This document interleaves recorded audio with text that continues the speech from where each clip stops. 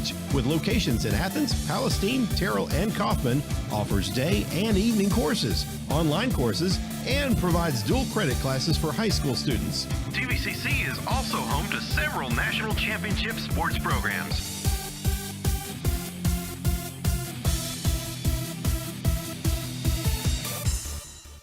At Cowboy Headquarters, we have everything for your small house or a large ranch. Our team can help you with supplies or expertise. We carry the top line of tools like Milwaukee, Steel, and DeWalt. We have boots, jeans, hats, and all the accessories, and a full gun counter. The thing at Cowboy Headquarters that we're most proud of, though, is the level of service that we'll give you, like things used to be. If you need it, we have it.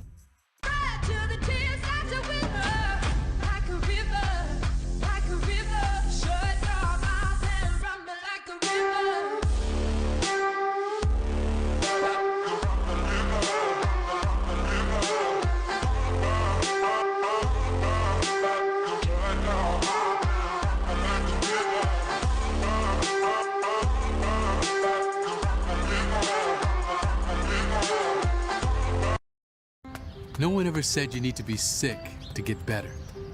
That's why at Baylor Scott & White, we're innovating how people get well and stay that way. Where prevention might just be the prescription. Way to work. Teaching is on the treatment plan. And everyone is always on the same. At Cowboy Headquarters, we have everything for your small house or a large ranch. Our team can help you with supplies or expertise. We carry the top line of tools like Milwaukee, Steel, and DeWalt. We have boots, jeans, hats, and all the accessories, and a full gun counter. The thing at Cowboy Headquarters that we're most proud of, though, is the level of service that we'll give you, like things used to be. If you need it, we have it.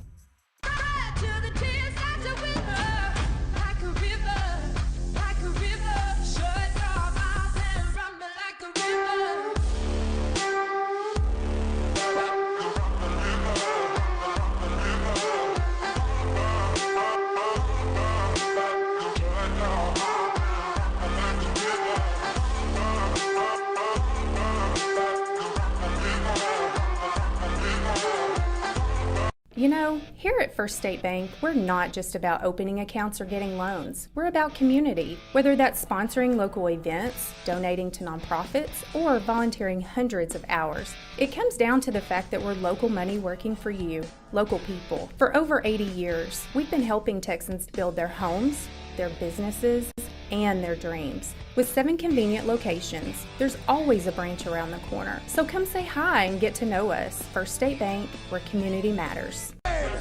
What you heard, it's what you hearing. It's what you hearing, listen. It's what you hearing, listen. It's what you hearing, listen. X gon' give it to you. What? Wait for you to get it on your own. X gon' deliver to you. Knock, knock, open up the door, it's real. With the non-stop pop out and stainless steel. Go hard, getting busy with it. But I got such a good heart that I make the mother wonder if you get it. Damn right, and I do it again. Cause I am. Your team leaves everything on the field. They play with heart and with their mind. But being smart starts long before the kickoff. With the latest technology, sports medicine advancements, expert physicians, we can keep your team healthy and protect joints and growing bones for this big moment and their future on any field. Physician-owned Baylor Scott & White Texas Spine and Joint Hospital.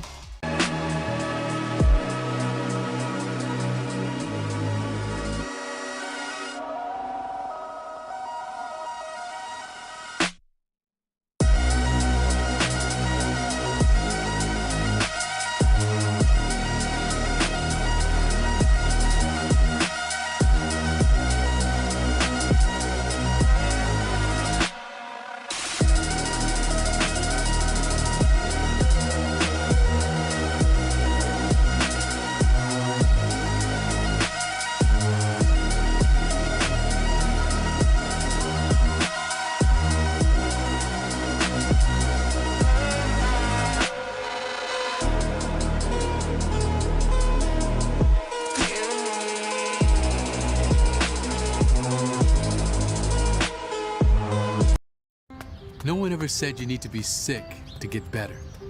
That's why at Baylor Scott & White, we're innovating how people get well and stay that way. Where prevention might just be the prescription. Way to work. Teaching is on the treatment plan. And everyone is always on the same team. Yours.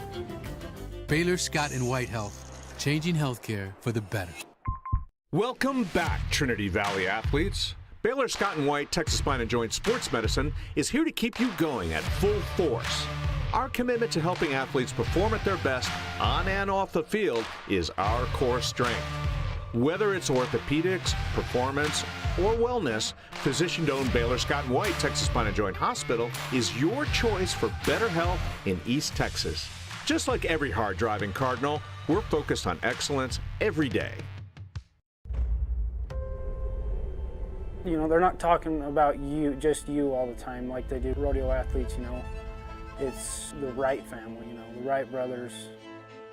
I don't really look at it as we're legendary, but it's kind of unreal what we do and what we get to do. You know, the things we've done and hopefully continue to do. I guess you could say it is legendary.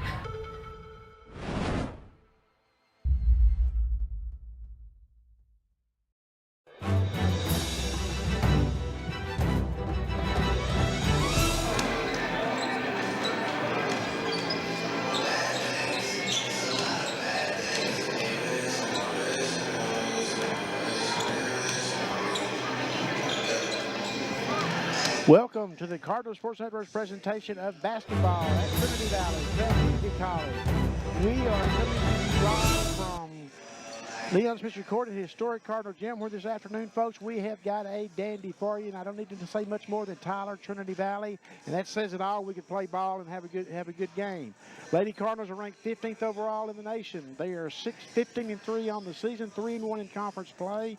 Tyler's 11-8 on the season, 3-1 in conference play. And speaking of 3-1 in conference play, we go into today's action with the Lady Cardinals, Tyler, Panola, and Glenn all at 3-1, leading the Region 14 conference. And all four teams played today, and we'll have an update on that other game going on as this one progresses, and we'll pass those updates along to you.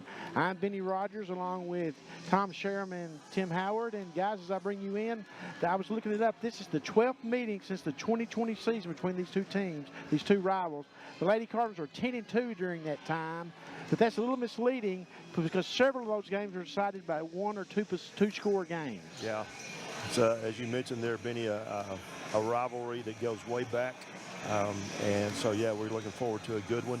And talk about those 1- and 2 point games there. It might be that way today. Possession. One possession, either way, it could go that way. So we're looking forward to it. The Lady Cardinals, of course, are 15-3, as I mentioned. They're coming off coming off of one 18-47 win over Coastal Bend here on Thursday night. But the previous game they beat Glenn 58-52, and in that one, Lady Cardinal defense really made a name for itself and stood up like it normally does, because the Lady Cardinals only scored 8 points in the final 8-20. And wound up winning that game by six points. Yeah, it's definitely one of those that every year you kind of circle on the calendar because you know Coach Trina Tillis-Hord, Coach Precious Ivy, they're going to bring their best between both squads. Well, they are. Trina's in her 25th year there at TJC. Precious in her 6th year here, but Precious spent 5 years as Trina's assistant in the early 2000s. They know each other pretty well, don't they? They really do. And as this place is going to be rocking today, the Cardinal Regiment's here, the Cardettes are here. What cheerleaders are not off competing in national competition are here, or in Vegas are here. The crowd's going to be electric, and I can't wait to get this one underway. And on top of that, it's Alumni Day. I was about to say, Alumni Day happened as well. Yeah. It's going to be fantastic. Yeah, I've already seen Alice Robinson. She played on the 2012 team for Michael Anderson, Kenny Landers, and went 36-0. Oh man, what a legacy of talent. Hopefully there'll be a few others able to make it into the building this afternoon. Let's look at some other numbers. The Lady Cardinals are averaging 70.1 points a game. Tyler's averaging 70.1 points a game, giving up 59.9. Lady Cardinals are averaging 78.7 points a game, giving up 56.1. TJC is hitting 42% of his shots from the floor. Lady Cardinals are, this kind of surprised me when I saw this number. Lady Cardinals are only hitting 38.6% from the floor. That just blew me away when I saw Kind of jumped out at me too as I was looking over your notes, and I was like, did I write that down right? But did you look at the free throw percentage, which could come into play? The Lady Cardinals are hitting 72.5%, and TJC is hitting 64.4%. And here's something that's unusual about this TJC team. Most TJC teams are built upon the three-point shooting teams. Not so much this year. They're only averaging making 3 a game, and they're shooting 28.2% from three-point range. Wow, that is unusual. And also want to add to that stat, about 72% versus 64%. Like 1 out of 10 free throws more by the numbers would fall. What did you say the average? Some of those games were ended by 1, 2 points. It could come down to the stripe very easily. And usually we'll be interested to see if the officials let the kids play, make it be a physical game, or if it's going to be a free throw shooting contest. A lot of times the officials will control that. Yeah, they sure can. So about ready to get this thing rolling, but not soon enough as far as we're concerned, Benny. It's going to be a fun one. I was talking to Trina, and of course Trina and I go way back. I covered her when she played in high school at Grapeland High School. She played against Brownsboro and some of our other Henderson County schools when I was at the Athens Review. And it's just hard to believe that just in that like that she's been there 25 years. Yeah, it doesn't. We talked before she went down that way, and we was talking about. She said, we're getting old. I said, we're not supposed to know that. And anyway, probably too much conversation for now, but it was great to talk with her. Of course, Trina won the national title in 2022. That year, they kind of surprised. They were the 17th seed and went out there and won the national tournament. Of course, the Lady Cardinals had played in the championship game in 2021 and in 2023. So Region 14 had 3 years in which it was all about Region 14. Right. That's pretty fun stuff. Good memories for sure. Ready to make some more here at Leon Spencer Court this afternoon. We got about 2 minutes to go before we get this one underway. We thank you for joining us here on the Cardinal Sports Network. This is not the only game we had today, guys. Doubleheader. We got the Cardinals playing Lee at 4 o'clock, and then Tim yesterday did a doubleheader in softball. Yeah, he did. So he is just moving. How about that Trinity Valley Cardinal softball program, man? They put the whoop 11-0 and 9-0. 9-0 in game 1, came back and said, oh, we can do better than that. 11-0. So Coach Maria Wynn Ratliff, her speech after game 1 was, we cannot leave opportunities, and they must have took that advice and made it a little more, put a few more on. And they looked like there were 4 home runs in that first game. That's right. Something impressive. Like that. Impressive. That's good. That's good. And Tim, you'll have more softball upcoming this week. On Friday, you got a couple games, don't you? There'll be a doubleheader on Friday, and then the same on Saturday, 12 and 5 p.m. on both Friday and Saturday. There'll be a game in between Trinity Valley on both days. So you get a game off then. Yeah, I'm going to get some nachos. Well, let's turn it over to Stephanie Gady, the public address announcer here at the gym, and we'll turn it over to her, and we'll be back on the other side. Love them with us today. At this time, please stand, gentlemen, remove your head covers as we honor America with the playing of our national anthem by Jeff DeVos.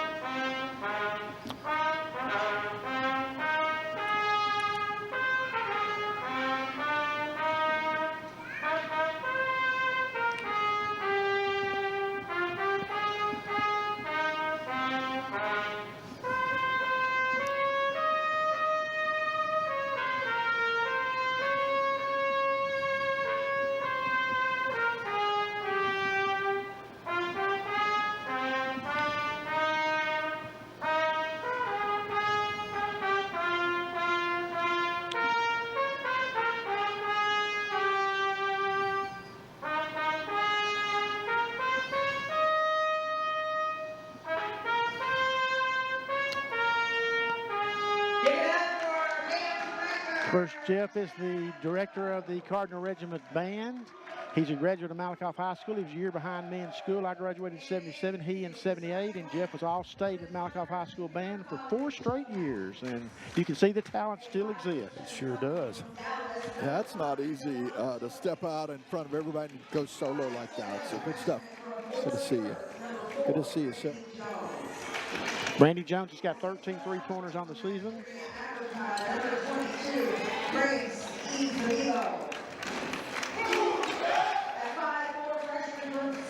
Isabella is averaging 11.9 points a game, and she's got a team-high 13.7 rebounds.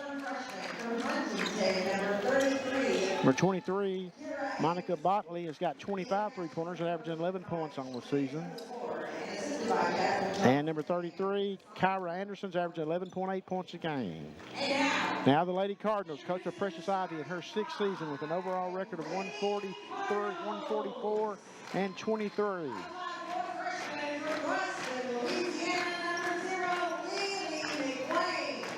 Jalea is getting a 2nd consecutive start. Had a really good game against Coastal Bend, averaging 3.9 points a game. And what about this young lady here, number 5? Ooh.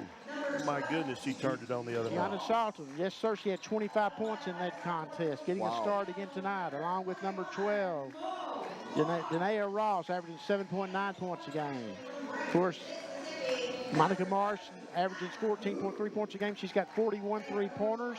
And then Kianala Hooten is averaging 5.1 points a game, 5.7 points a game. Folks, it is Region 14 Conference. It is a Saturday afternoon in Athens, Texas. It is Tyler. It is Trinity Valley. You don't need to say any more of that, but I'm going to and say it is Tim Howard with the play-by-play. Thank you, Benny Rogers. I cannot wait for this one, Tom Sherman. It's going to be a blast. It's going to be a good one. We should have all the fireworks that we need this afternoon, huh? I think there may be a little bit more stress in this game than there a little was. different than last. I was trying to say Wednesday night, but we're talking Thursday night. Let's. The good news about that Thursday game, able to really, like you said, take the stress off. Don't have to turn around with burnt legs, and we're able to rest a lot of folks. And here we go. Yeah, that was an enjoyable game for the Lady Cardinals on Thursday night. A lot of people got to see action in the game. I forgot exactly how many were in double figures, but quite a few of the ladies, 5. Hooten controls, and it is Trinity. Hooten doesn't control. Trinity Valley on defense to start. Drive to the basket, too easy there. They got a good pick up top. Yeah, Choice can do that. That's no fluke right there. She's got a great drive game. Lady Cards first possession here in the ball game. Working around the perimeter. Marsh going inside to Hooten. They tried to connect on to Ross, but that wasn't the look they need. They got a break though. Tyler lost at home Wednesday night to Panola 72-64, and they were down 17 at halftime in that game. Wow. So let's see if the Lady Cards can put that pressure on them here. Coming out with a full court press. Handled by the Apaches.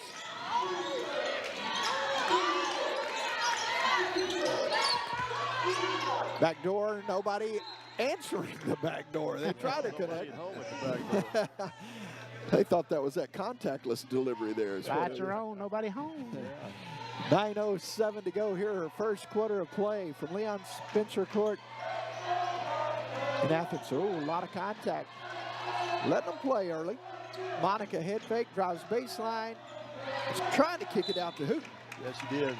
Went off the hands of number 22, Isabella of the Apaches. Ross to inbound. And a little difficulty getting it in. Oh man, that was right on cue there, Tom. You were right. 8 paid the price there. There's a charge coming. Got those feet planted. And great job defensively to get back after the trouble to get it in. Benny?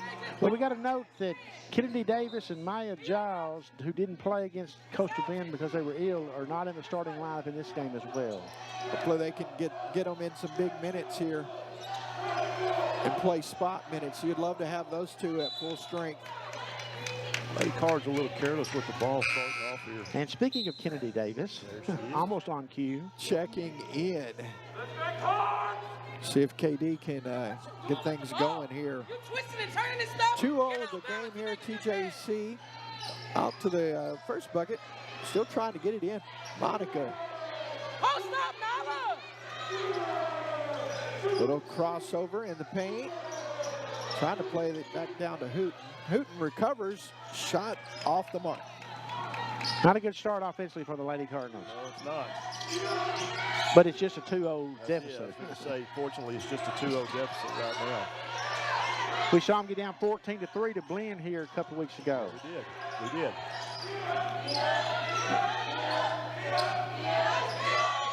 Approaching 8 minutes to go here in the first. Pass off on the dribble drive. A shot way off the mark. Hooten will track it down in the corner. Maybe they can do something with it on this possession. Like that ideal, though, Benny, getting to the basket, right? Right. And so much of we've talked about it so many times through the years, Tim, so much of the Lady Cardinal offense is predicated on defensive transition points.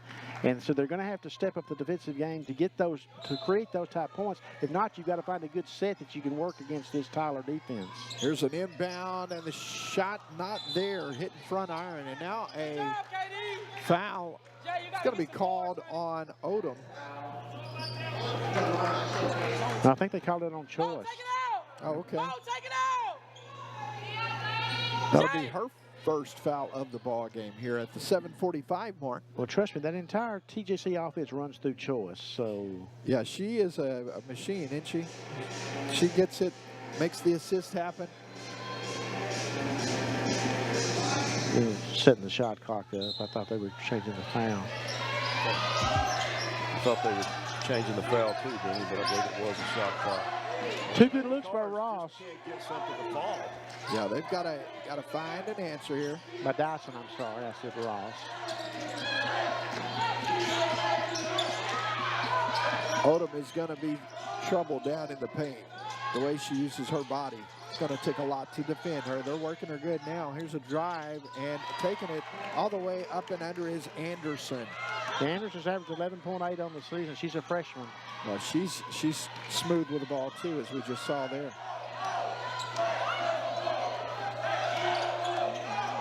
Step back three on the way. Not there. Odom on the rebound. Lady Cardinals cold to start the game. Foul inside. Let's see who they'll call it on. A couple of Lady Cards there. 0. They'll whistle McQueen there. That'll be her first foul. But the good news, as cold as they've been here in the first 3+ minutes, they're only down 2 buckets, but got to get a stop here. Yeah. As Jamie mentioned earlier, though, we did see him down against Blinn early, and they came back. There's Marsh with the steal. Hustling all the way up and under. A lot of contact now, a foul. But yeah, back to that Blinn game. They fought all the way back. Benny, what was the score in that Blinn game? You said earlier it was 14-3 at one point? Blinn jumped out to a 14-3 lead. Lady Cardinals won 58-52, but only scored 8 points in the final 8 minutes of the game. Yeah, that D will have to step up. Definitely going to need it. Chance to get out on the board here. The good old-fashioned way, see if that 72% holds. Monica gets the first one to fall. Tim, I was looking at TJC's conference scores. They defeated Parish 66-54, Coastal Bend 105-62, Angelina 63-45 before losing to Panola 72-64. So pretty consistent at that 60 mark. 4 here in the early going after the second free throw from Marsh. Here's a long 3. That's off the mark. Not going to be able to get on it before touching that sideline. So Trinity Valley with a chance to tie or take the lead. Yeah, because if you continue to play defense like the Lady Cardinals will play defense, that's going to keep you in ball games, as we saw against in Blinn the other night. And here they've gotten off to like a 1-0. They haven't hit a field goal yet, and yet they're just 2 points down. That's true. That defense keeps them in the ball game. Out top, thought about going Dyson. Nice feed underneath. Yeah, it was. Oh, man, she had a good look at it there, but Tyler unable to connect. Well, Lady Cardinals have had some good looks. They just haven't hit any shots. Yeah, they're getting what they want, everything they want except not the final and most important part, ball going in cylinder. See how they correct that here. Foul. 2 team fouls now against the Lady Cardinals, 3 against TJC at the 5:53 mark of this first quarter. TJC up 4-2. Salton's got her first, so now 3 cards with a foul here in the first 4+ gone by. Really getting physical in the paint there. Keep an eye on Tyler. Sinai Tyler is really working hard. It's the bigs. Same out front with Dyson. Offensive rebound. 3 on the way, not there. Boy, Tyler's gone cold too, man. They don't. As I mentioned, they're only hitting 28.2% on the season from 3-point range. Couple of looks there. Marsh driving, had it blocked inside. Odom did a good job getting over.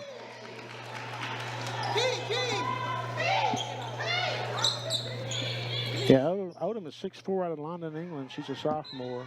Last played at East Central Community College in Mississippi.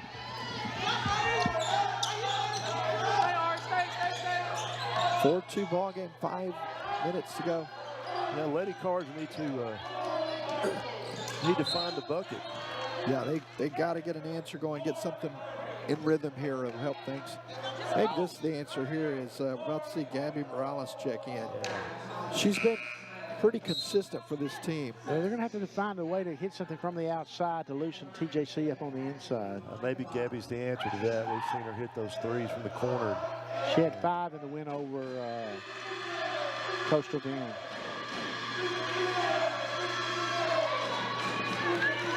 The first one will fall, so it's now 5-2.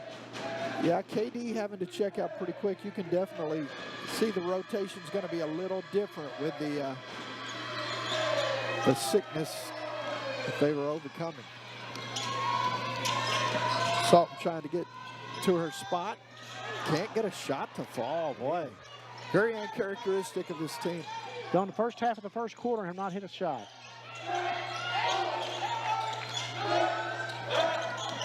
On baseline. Tyler with good position. Sinai got right there, blocked her in front. Now running. Dyson had nothing she could do with that pass, to be honest. That was a tough spot. Media timeout. So at 4:35 to go, it's 5-2. TJC off to a good start. Trinity Valley fixing it in a huddle right now on the Cardinal Sports Network.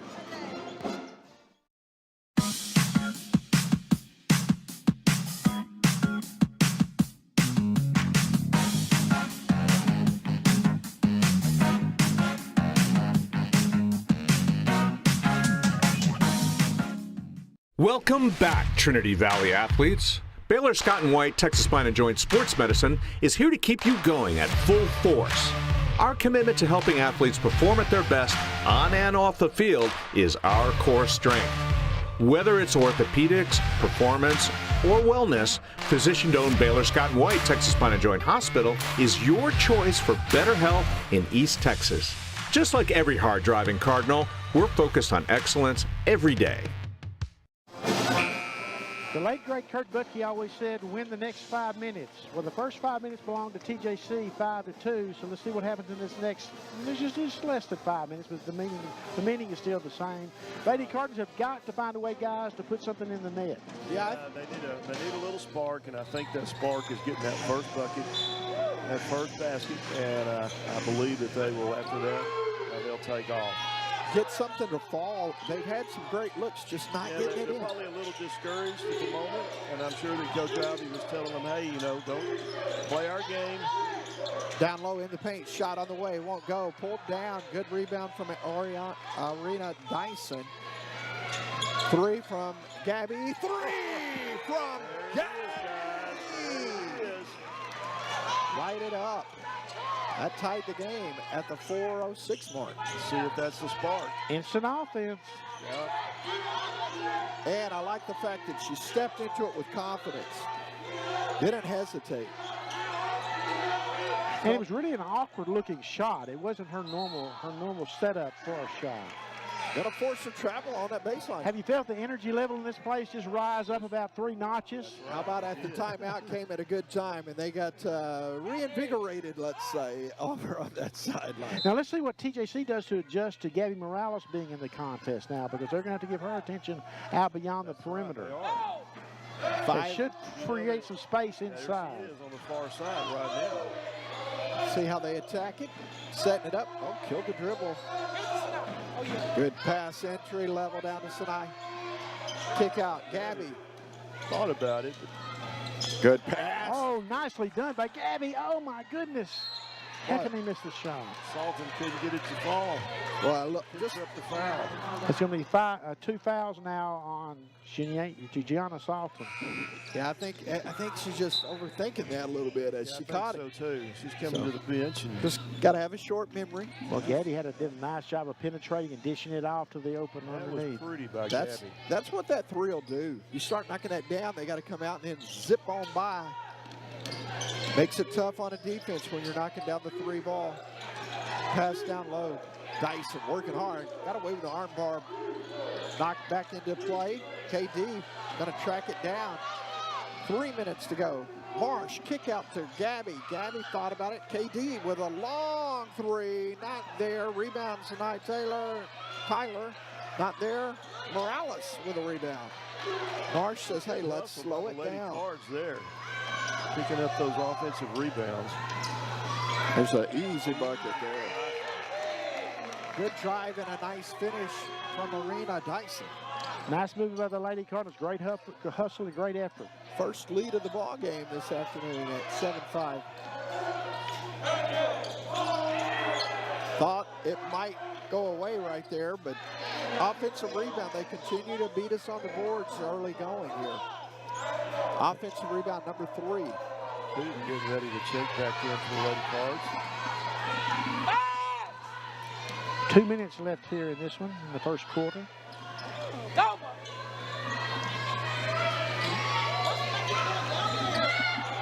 Oh, threw it away. It's stolen. And here comes Choice. Delana with a roller and a finish. Delana Choice. Stay high, elbow. TJC back in front at 9-7.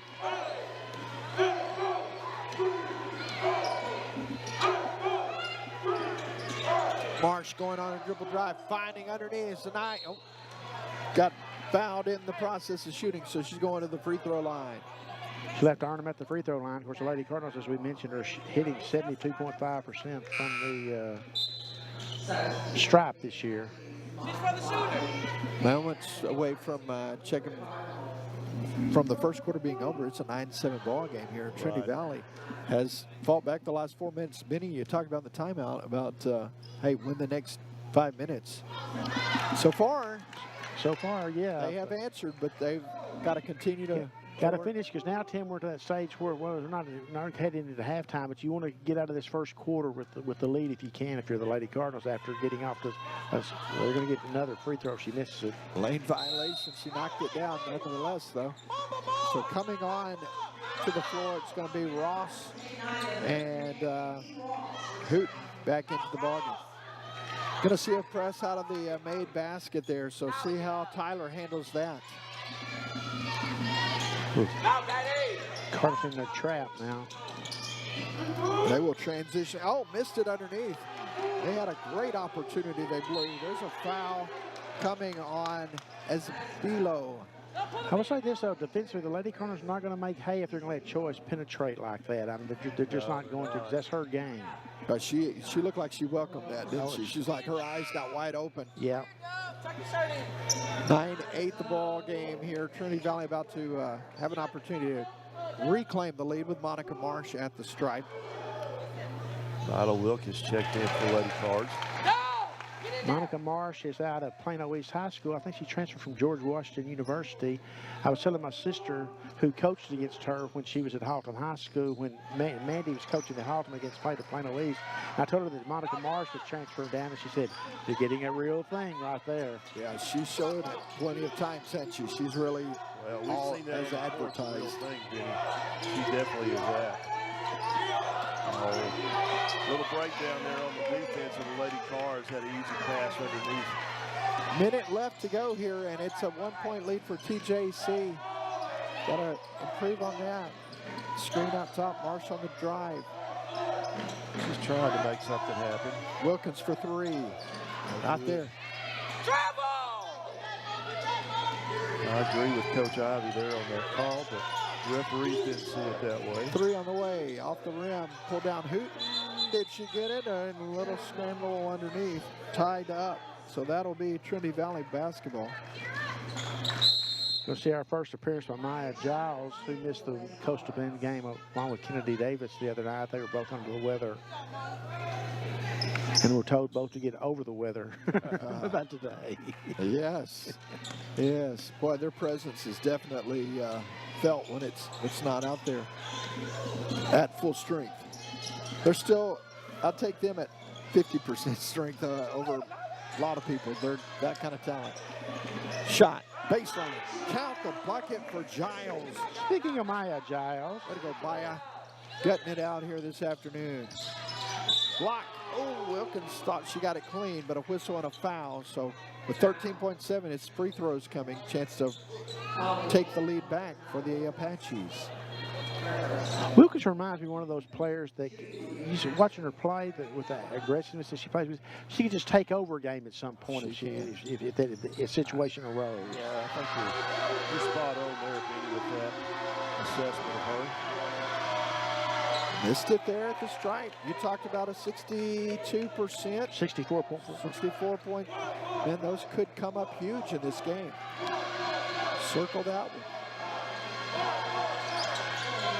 Missed them both, but no rebound underneath. No board. That has been an issue already, so nothing coming easy in there today as Anderson fights for the loose ball. Denia Ross picked up her first foul of the ball game.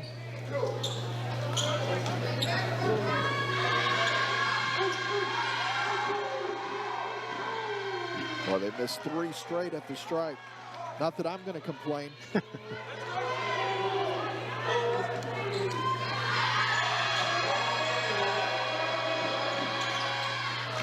That'll drop in as Anderson picks up her 5th point of the first quarter. Lady Cardinals can play for the final shot. Foul coming here on Choice. Out top. Double bonus free throw situation.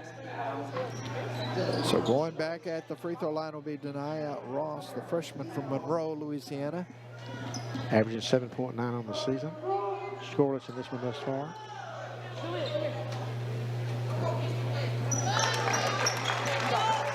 So there's that'll lift some spirits, man. If you get to the free throw line, just do what you can do. Sometimes you got a slow start, but you got to manage the manageables, control the controllables, and that's a good one there. Free throws and charity stripes are good things. It's a 2-point game. Tyler with the final 5 seconds now. They're going to make it difficult on them to get it down the floor here. But don't want to foul because they're in the bonus. So in the bonus. Let's go from half court, and that will end it. It's 14-12 at the end of the first. We'll talk about it right after this. Trinity Valley and TJC here on the Cardinals Sports Network. Our crispy, juicy, tender chicken sandwich can make you feel a lot of things. The spicy one can make you feel, what's the word? Tingly? Yeah, tingly. McDonald's Spicy Crispy Chicken Sandwich. Order ahead on the app. At Cowboy Headquarters, we have everything for your small house or a large ranch. Our team can help you with supplies or expertise. We carry the top line of tools like Milwaukee, Steel, and DeWalt. We have boots, jeans, hats, and all the accessories, and a full gun counter.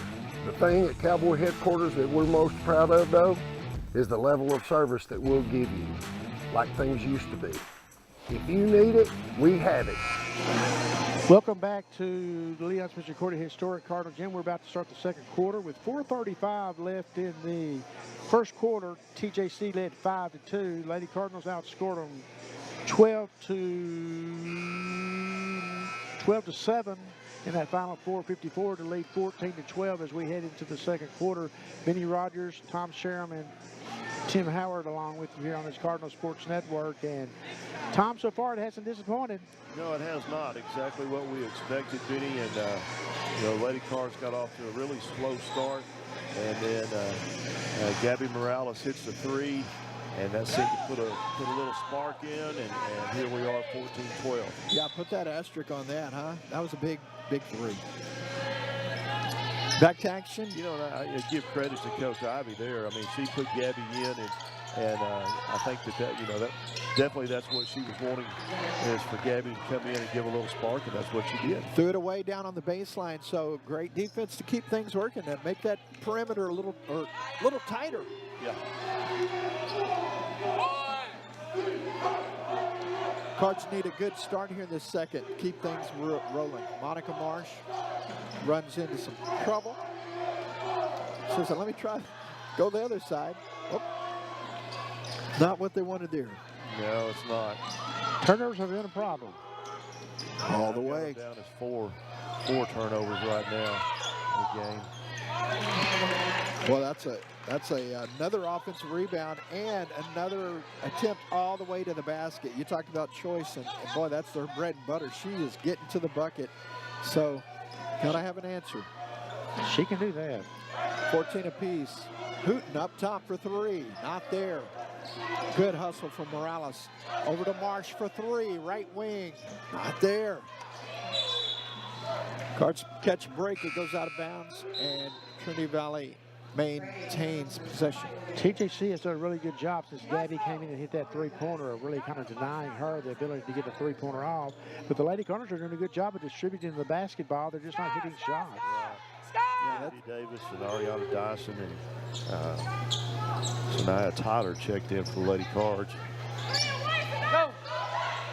Morales, you could sit in her setup. She's like, I'm about to let this fly, but wise decision to let it to get down to the bucket. Now foul inside. It will be Tyler going to the basket. She's got 1 free throw in the contest. Sanai Tyler at the stripe, and you mentioned got that one right there on the screen. See the 6-footer out of Frankfort, Illinois. I wonder if she thinks this has been cooler weather. I doubt it. She's probably walking around in shorts. She's probably like, you guys, come on now. I'm bundled up in 3 jackets. Okay. Speaking of that, guys, we've had extremely cold weather here this last week, but I was out in town the other day and I saw an individual wearing some shorts, and it was I don't even know if it was above freezing. Real American hero right there. That's a real American hero. 16-14, Trinity Valley back with the lead.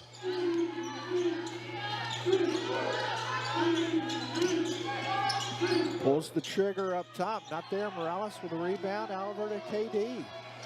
Kennedy Davis.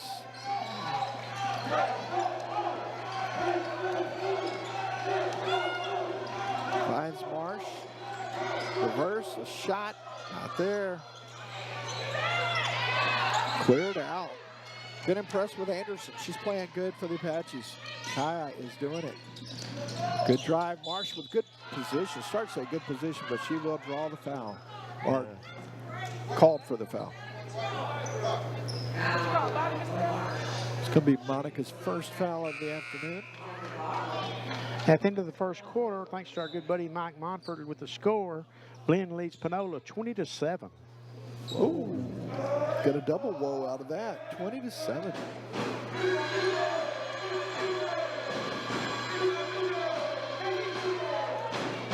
First one will fall.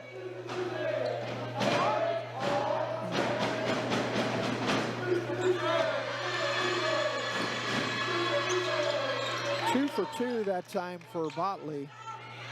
Monica Botley. Even at 16.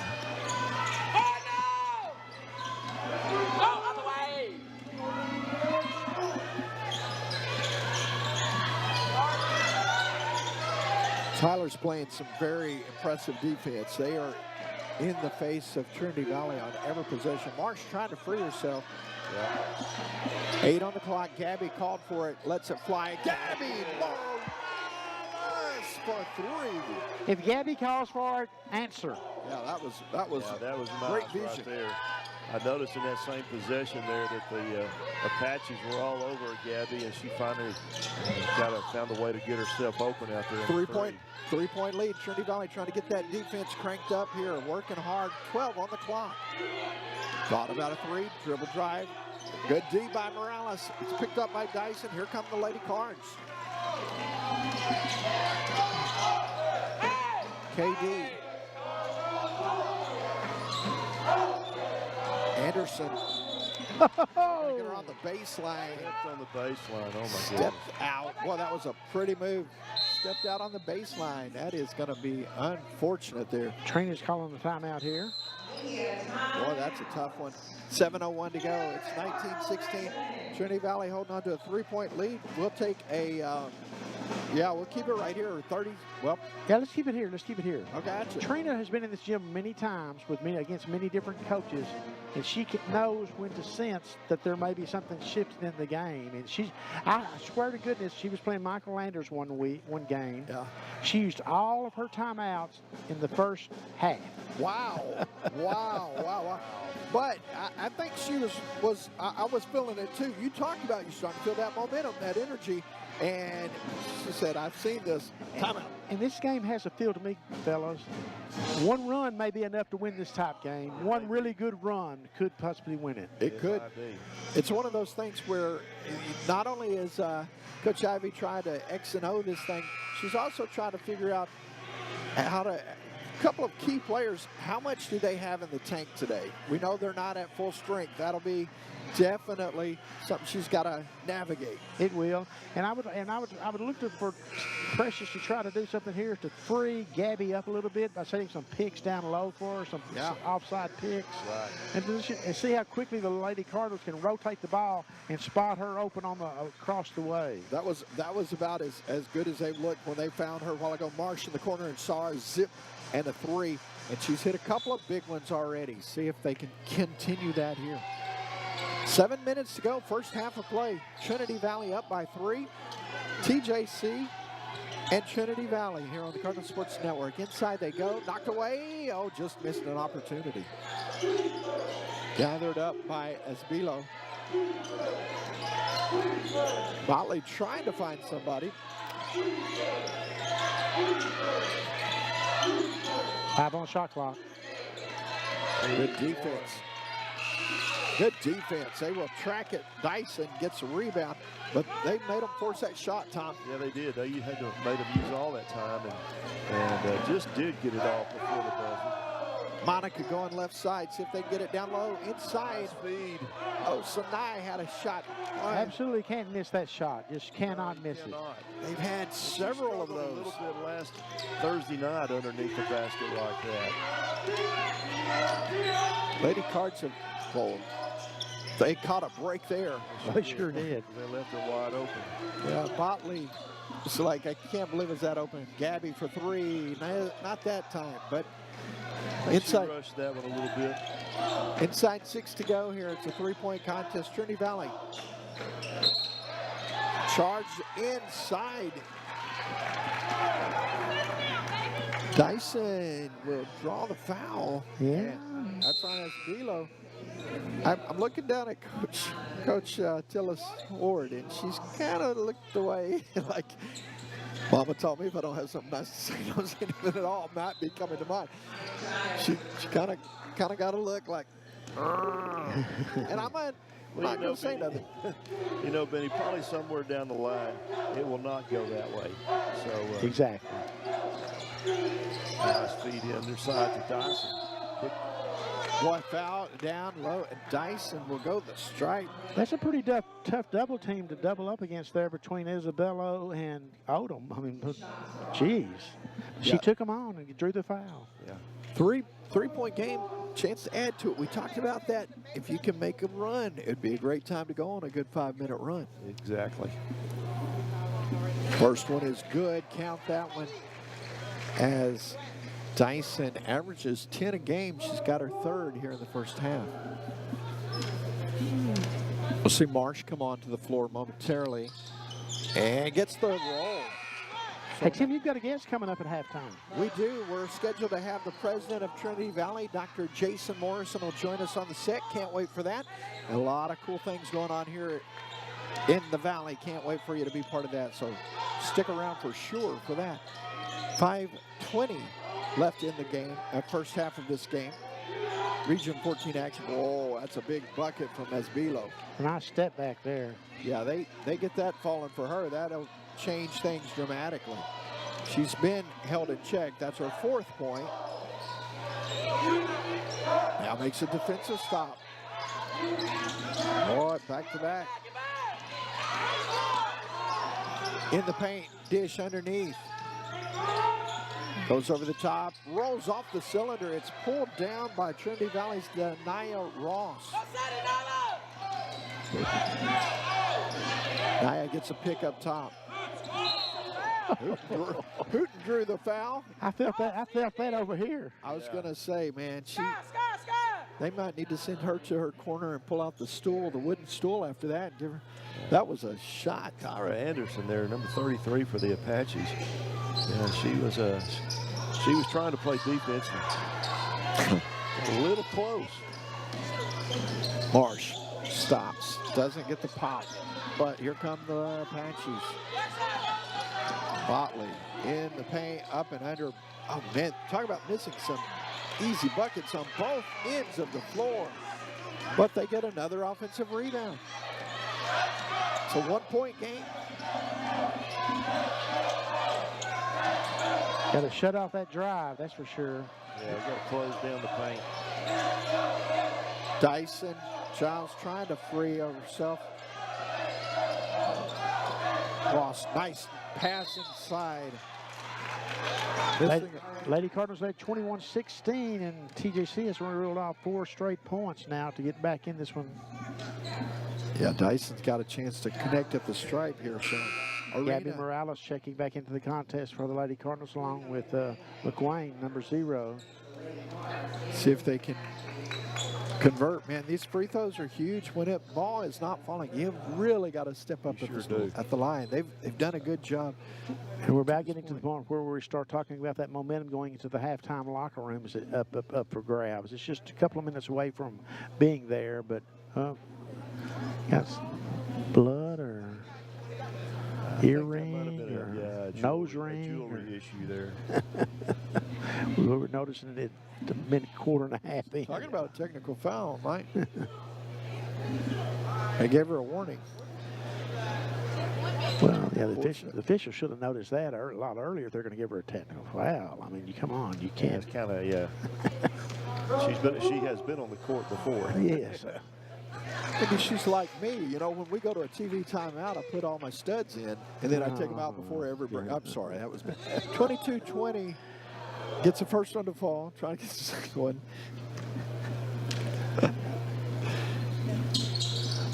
Two for two. That's big. You got to keep those falling. You need them every potential point in a game like this. You don't want to leave anything on the table. Inside 4 minutes to go. All the way to the glass.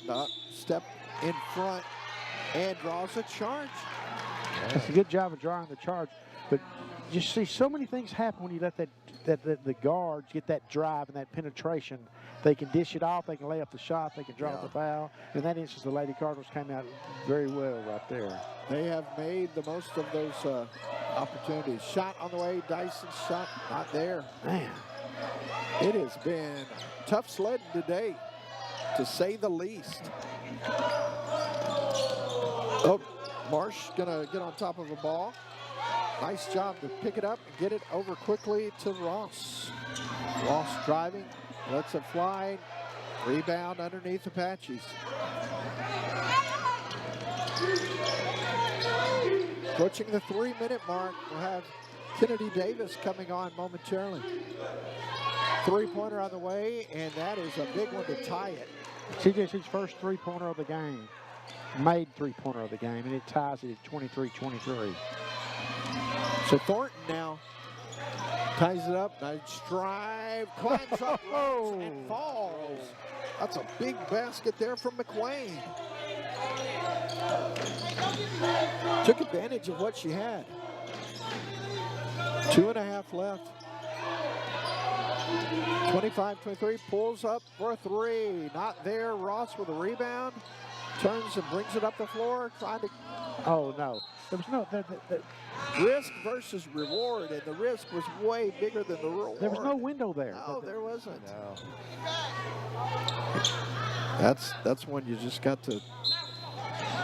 I know it's just a 2-point game. It's so critical when you get a 2-point game and you get a turnover or a missed shot to come down and convert on it and get your best look that you can possibly get. Exactly. Working around the perimeter. Pulls up. Shot is going to roll and fall. How about that from Clementina Odom? 6-4 from the free throw line. Tied up with 1:50 to go. McQuain finding Marsh. Not this time. Here comes a rebound, and they'll get it out front. Anderson is going to run out of bounds. Did she get rid of it before she went out of bounds? Nice shot from McQuain. I'm playing catch-up. 1:39 to go here. And it will be Apaches with a shot to take the lead.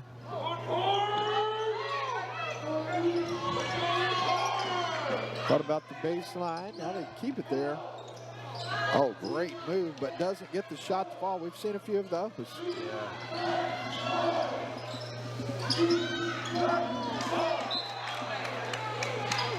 A little bit. Carl's being careless there with the ball.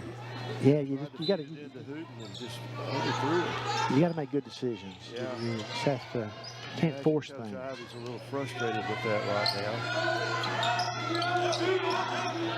Approaching a minute to go. Marsh picks her pocket. Now dribbles over the top of her. Splits a defender, goes with the right hand. And Odom swats it away.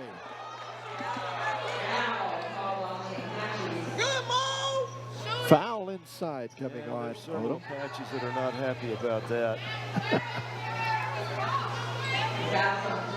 So that'll be her first foul of the ball game. Well, everyone wearing red is okay with it. Second foul, correction, my fault. Happy with that. Marsh with 4 points off from the free throw line, but she does miss that one. Well, she's wanting that one back. They're not going to give it to her to take over, but she would like it back. That's another thing. You've gotten 0 from Monica from the floor. I don't mean effort-wise. I'm scoring-wise. Yeah, had some good looks. Has not gotten that ball to fall today. It's one thing they will really want to see happen here in the second half. Coming up on a minute to go. Working it over in that low corner. Real physical.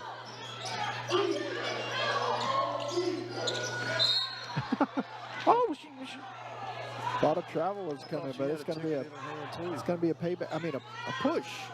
A push. Yeah, she took 4 steps before she got to the push, though. So with 50.1 to go, it is still a 1-point game. Out top, it's a big screen. Oh, might have. Oh, that's just too easy. Still about a 10-second difference in the game clock and the shot clock. So Trinity Valley is going to have a chance to take the lead, but they'll have to get back on defense. Marsh trying to get to the bucket. A lot of dribbling. She's in the paint. Now KD up top, 10 on the clock. 5 on the shot clock. Great defense from the Apaches. They're going to have to heave it. Well, that possession just did not look like they were in the line of fire there. Lady Cardinals are really going to have to spend some time at halftime talking about their offensive sets and talking about making good decisions and being able to read the defense and know when someone is open and there's space enough to make that pass. I know you got to make these decisions on a split second at sometimes, but you still got to make good decisions. Exactly. Here's a block by Hooten with 4 seconds to go. She's going to get the rebound, goes coast to coast, and has her pocket picked. And that's how we go to half. 27-26. TJC on top of Trinity Valley. And we'll take a timeout here. Before we go to that break, Coach, final thought. Well, let's go to break. We'll have Dr. Jason Morrison coming up right after this on the Cardinal Sports Network. What you heard, it's what you hearing. It's what you hearing. Listen, it's what you hearing. Listen, it's what you hearing. Listen. X gon' give it to you. What? Wait for you to get it on your own. X gon' deliver to you. Knock, knock, open up the door, it's real. With the non-stop pop-out from stainless steel. Go hard getting busy with it. But I got such a good heart that I make the mother wonder if you get it. Damn right, and I do it again. Cause I am. And welcome back. It's halftime here. Trinity Valley and TJC. A good one going on here at Historic Cardinal Gym and Leon Spencer Court. 27-26. Trinity Valley working on some offensive sets right now. We're pleased to welcome to the set Dr. Jason Morrison. Good afternoon, sir. Hey, thanks for having me on. You're welcome. Thank you for having us on is what we should say. Hey, we're really excited about all the cool things going on. Tell us just about some of the things happening at Trinity Valley throughout the system. I mean, not just here in Athens, but all over. Great things happening. Well, I kind of recap this last week, and then I'll kind of go back from there. But I'll just say, starting off, it's an exciting time to be part of this institution, you know, on all of our campuses, as I refer to as the Trinity Valley Community College system. Yeah. You know, this week we got to celebrate the dedication of a new 20,000 square feet training center for our correctional officers. A much needed industry, a lot of job opportunities in that area down in the Palestine-Anderson County area.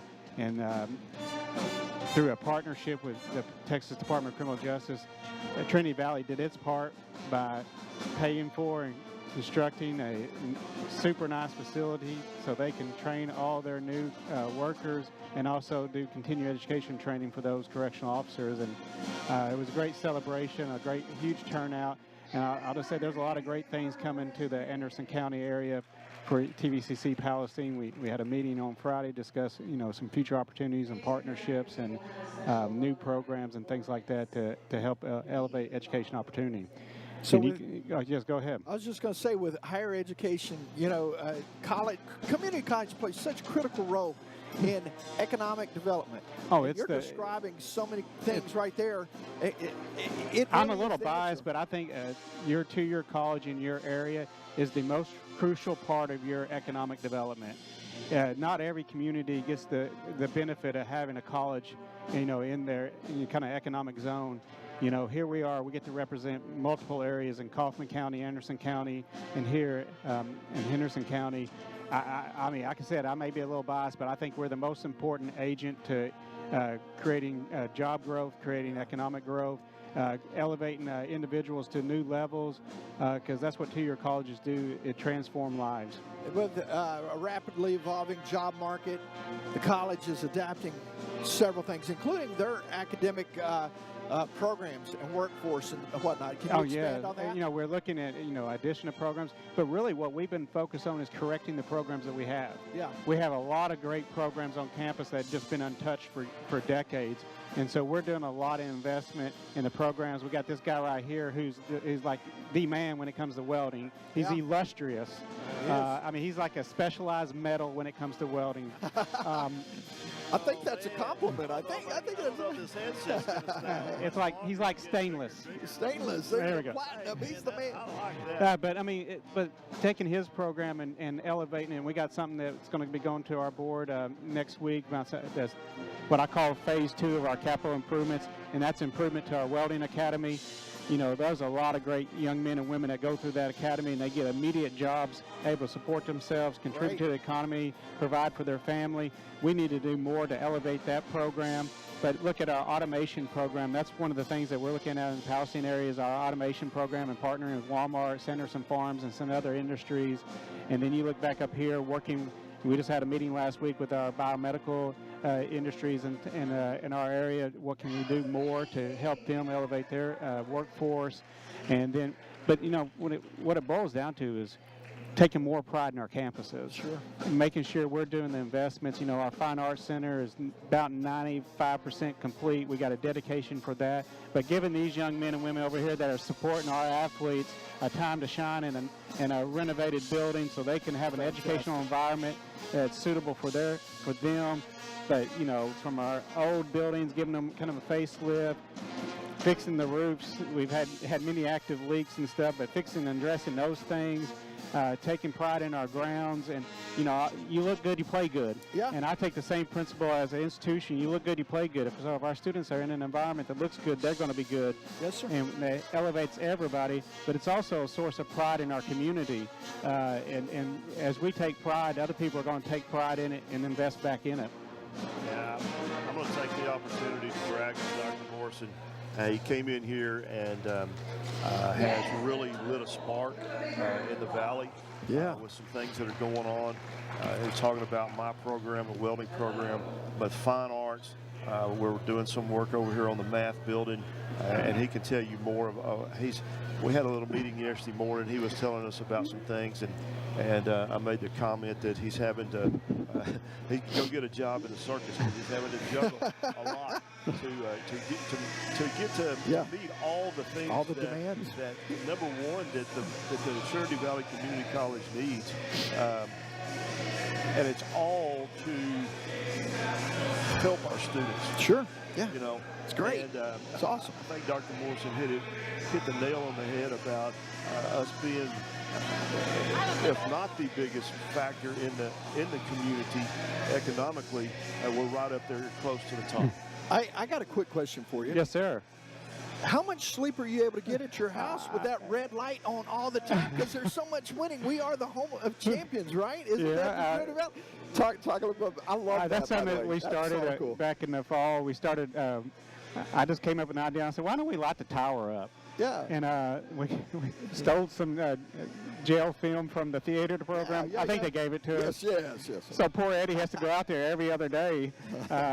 But started tradition. I said, you know what? I'm going to do it at my house too. The president's house is going to lit up, and it's just something fun to do and give recognition. And it's not only for a win, but we go out and do a great thing. Sure. We had a band student recognized a couple of weeks ago for some activity and his successes, and choir students. And we have a successful institution. We have one of the most successful student government associations in the state of Texas. 19 chapter titles. Our Phi Theta Kappa, led by Nancy Long, does an amazing job, and they win national awards, international awards. Then obviously the athletics is, the branding tool. We all know athletics is an amazing branding tool, bringing spotlight, but that spotlight shines on other students, and everything that we're doing to improve this campus. The over $3.5 million of updates we did last year, from fine arts, roofs, facilities, some sidewalks, tree trimming, you name it, to what I hope gets approved on Monday night, another $2.6 million of improvements. Plus, you're talking about a $7.8 million building. That's been a year and a half of my life so far. That's awesome. Been a busy week. I was going to say, what do you do in your spare time? Honestly, that's probably one of the most. Trinity Valley is my full-time and spare time. I was going to say, I said that tongue-in-cheek. My family, they're so invested in what we do. If they didn't love it as much as I love it, we probably wouldn't be as successful. But my wife is 100% behind the students, gives of her time. My little one gets to grow up in this environment, and we're truly, at the end of the day, we're blessed, and we want to make sure we take the blessings that we have and we share those blessings with students.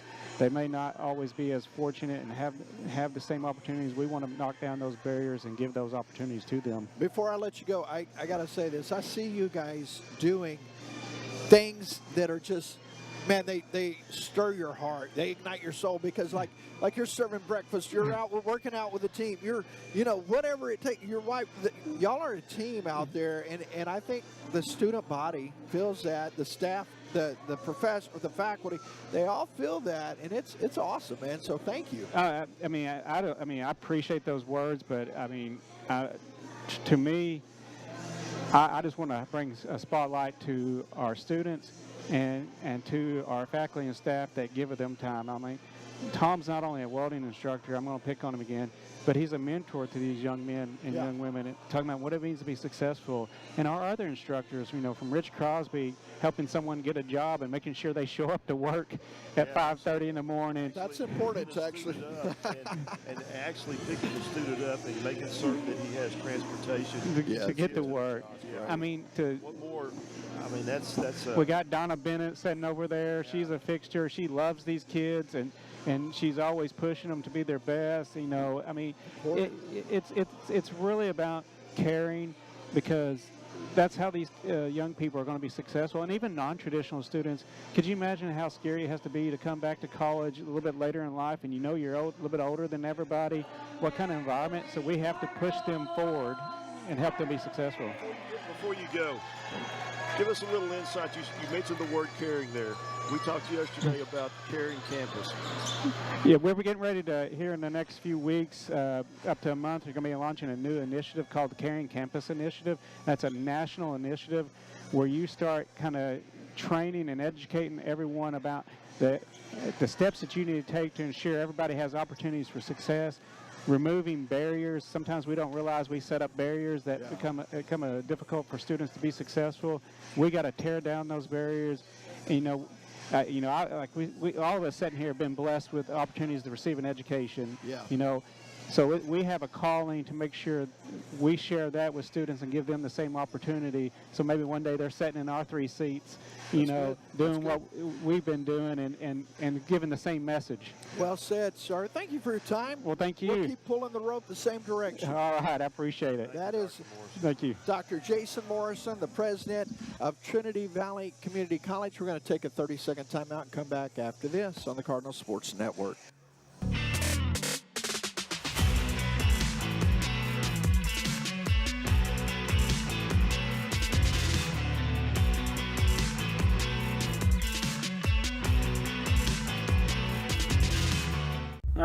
Slotsky's Newt Supreme, 4 cheese white, and meaty pizzas come covered in the finest toppings. But underneath lies a made-from-scratch crust so good, you could go toppingless. We still recommend one of these. And we are back at Leon Spencer Court at Historic Cardinal Gym at halftime, and it's TJC 27, the Lady Cardinals 26. I'm Benny Rogers along with Tim Howard and Tom Sherram, and we're here on the Cardinal Sports Network. It will be Lady Cardinal basketball, and it will be Tim Howard with the play-by-play. Thank you, Benny. Thank you, Tom. It was a TJC put 15 up over 12 in the second for Trinity Valley, so they've got there's a good way to start it, but that's what we saw in the first, missing underneath, and those things can come back to bite you. Yeah. They've got to find the basket. They've got to start putting it in, and to go along with that, on those missed opportunities, I got to get the rebounds. We saw a little spark in that area in the second period. I hope that it carries over here to the third. Anderson too easy down low, but passed on that. I think I would have liked to seen her go up with that if I'm Coach Ford, draw the foul. Still a 1-point game. McWayne gets it to Sultan. Shot, not there. McWayne with the rebound, goes up with the left hand. Missed everything. Nice hustle by Hooten, tapped it out. Marsh will draw the foul. It'll be the second foul against number 1 choice for the Apache ladies. I hope she's all right. Slow to get up. It's her 3rd foul. I'm sorry. My bad. I was giving her the benefit of the doubt. She was really fair. Couldn't tell, was it that right knee or left? She's good now, though. She shakes it off as she comes out. McWayne to receive the ball. Benny, we didn't really have a chance to talk about keys to the second half. You got to hit the layups, right? Down low, you need to make those baskets. And not turn the ball over. That's it. That is a nice feed to Dyson underneath, but she just couldn't keep her hands on it. You got to have that. Got to have those couple of possessions that are already highlighting some good defense from the Apaches here today. I believe they're going to get McWayne. Yeah, she'll pick up her, what is that, her 2nd foul now. So 2 fouls in the ball game. Still a 1-point game, and you know, with all the good side, the good thing about this, you don't want to keep flirting with danger, but the good news is with all of those misses, you're still only down 2 points. Right, you're still within striking distance. But you got to fix it. You know, Benny mentioned it in the first half there about that, to the effect of, you know, one good run may be the deciding factor in this game. I think you're right. It's good to see Morales checking back in, see if she can get hot again. So give it to me straight up to Dr. Marshall and approve my raise that y'all asked for. Oh, yeah. He said no problem. Okay. Well, we're good then. I don't know who he's taking it from, but he's taking it from the welding department. Oh, the welding department, yeah. Weren't supposed to mention that till after the game, Vinny. 8:28 to go. See if the Cards can tie it up or keep an eye on my budget. Take the lead with a 3. Let's see how they attack it here. Down. Well, they were trying to go inside to Dyson, but knocked out by the Apaches. By the way, at halftime we had Blinn 32, Panola 19. Well, there's a little bit of a statement there. The game's being played down in Brenham, by the way. You know, the thing I love about Brenham, do a ball game in their press box at football, and you got the little coolers in there with the ice cream. And if that's not enough, the big fridge has all of your favorites. I thought I was wondering where you were going with that, and then I heard you say ice cream. Marsh on the push. Loving it. But she's so explosive, Benny. She's able to get to the basket, can shoot from behind the arc. Really dynamic young player. Her first field goal of the contest, and they definitely need to get her going from the floor. Yeah, they do. Maybe that'll happen. Gabby playing some hard defense there for the Lady Cards. Good job there to clear it out by Dyson after the nose-to-nose D inside. Marsh attacking. Marsh scoring. Feel it coming on, man. You feel the energies picking up. We've seen her take over games before. She's a good one to do. Last time on defense, so I thought Soft did a good job of backing off, defending down in the block with the 2 fouls already. She was going to pick up that 3rd. Did y'all see Botley right here in front of us on the sideline? It had to do a little scamper to stay in bounds. That was very athletic by her. Oh, too easy, that big body. You let 6'4" have the baseline, she's going to put up the points. That's right. Yeah. She made it happen there. It's tie ball game at 7:11 left in the 3rd. Low scoring, both defenses working hard. Trying to go back door, track down. What a good choice there by Monica, but ball's back in her hands here. Salton, now there Marsh. she goes. Lets it fly, not there. Rebound by Anderson. Freshman out of Huntington, Texas, playing well today for the Apaches. Oh, man. Anderson was not looking for that ball and became the rebounder after it deflected off a Cardinal. Oh, man. You know, you think about it, guys, at the end of the day, there's going to be 2 teams tied atop the top of the conference standings. That's right. For the Lady Cardinals, you get the win, and you want to be, Blinn would be your preferential to win that game down in there because you've already got the head-to-head tiebreaker. That's right. So let's see if they can string together another 16 and a half minutes. Preferably put it away before that. Here's a 3 on the way. That won't fall. Good look, too. Rebound had by choice. Draws the charge. Easy call there. Yes, sir. Yeah, she tried to measure it and step out of it. She knew, I think, it's just she let it fly, that she's in trouble. Great job by Choice. Choice Wilkins checking back in for the Choice has got 4 fouls now, so that's big. That's huge. Huge. That really is huge, we're folks. not halfway through the 3rd period here. Boy, that's a mark that at the 6:18 mark. Yeah, she'll have to take a seat with 6:18 to go here in the 3rd. Take advantage of it. Trinity Valley tied with TJC because all that offense is run through her hands. It was 30-30 at the time she goes out of the game as well. KD trying to direct traffic. Still 10 on the clock. Marsh going left. Going all the way up and under. Reverse, not there. A little hard on the reverse there. Thought about a 3. Had it blocked by Wilkins on the defensive gym. Not only did she block it, but she kept it from going out of bounds. This is one of my favorite Lady Cardinal lineups for scoring these purposes right here. Nicely done as they get the bucket there to Kennedy, Davis, KD coming up big, and I'm with you, Benny. That's one of those tough-to-defend lineups. They took the lead with 5:21 to go here in the third. Timeout on the floor. We'll take it with them here on the Cardinal Sports Network. I don't do this just to make a living. It's in our blood, really. You know, I want to be the greatest that's ever done it. I'm hungry for bronc riding, you know. I love it, and I couldn't imagine doing anything else. Are you looking for a school with a champion mindset? Look no further than Trinity Valley Community College, the home of champions. Become a part of a community where excellence is the norm. A school that provides nationally accredited programs, award-winning groups, vibrant life, and dedicated support. We are ready to start you on your path to success. Become a Cardinal champion today by applying at apply.tvcc.edu. And we are back, and we were talking about being offensive there before we went to the break. And this Lady Cardinal lineup on the floor, I really like the ability to attack with this particular lineup we got on the floor. And they're up 32-30 now, and Trina called the timeout for the 5:21 mark. She's got 2 timeouts left in this one, so that'll keep that in mind in a tight game going down the stretch. Yeah, you mentioned it in the first half about Coach Horde and knowing when to call those timeouts. And here, you know, Lady Cards had a little spark down there, and boom, timeout. Yeah, you're exactly right. She felt that momentum. She's seen it through 25 years of being in this place. She knows how quick that tide can turn. By the way, at halftime, it is Kilgore 57 and Coastal Bend 17 in the game going on this afternoon in women's basketball.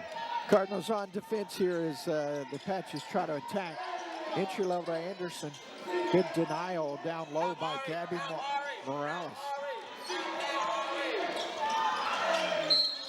Coming over on the switch, Dyson's going to pick up a foul. So free throws coming here. Yeah, you let Odom get on the block down there like that and take a pass. She's either going to get a bucket or probably going to draw a foul. That's the odds are against you in that case if you let her get the ball. Let's hope that 64% comes into play at some point here. There's one way of doing it. Tim, you plan that. I've got it highlighted here on or wanting to highlight it. Couldn't find my highlighter for the wires. Looks just like that yellow wire. Goes 1 of 2. So it's a 1-point ball game, guys, at the 5-minute mark of the third. Is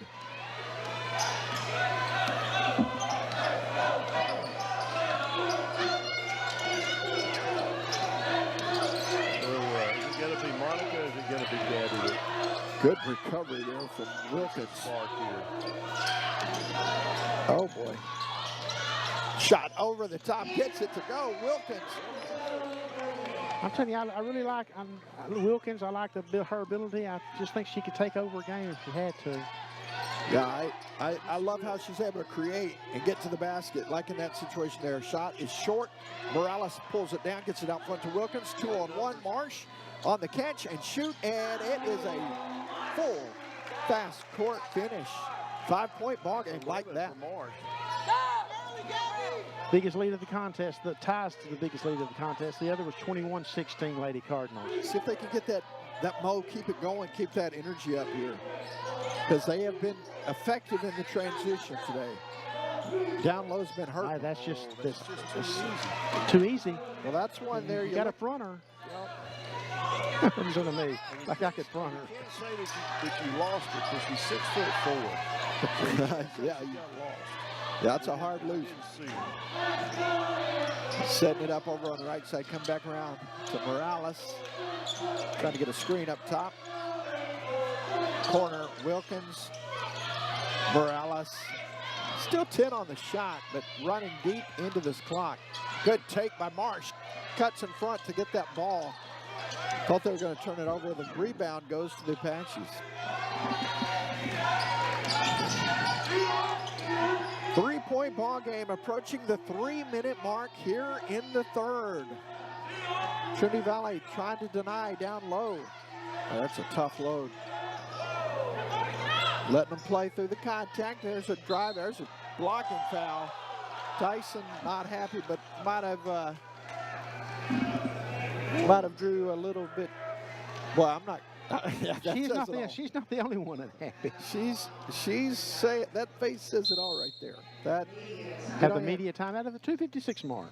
3-point ball game. We'll step away. Cardinal basketball continuing after this on the Cardinal Sports Network.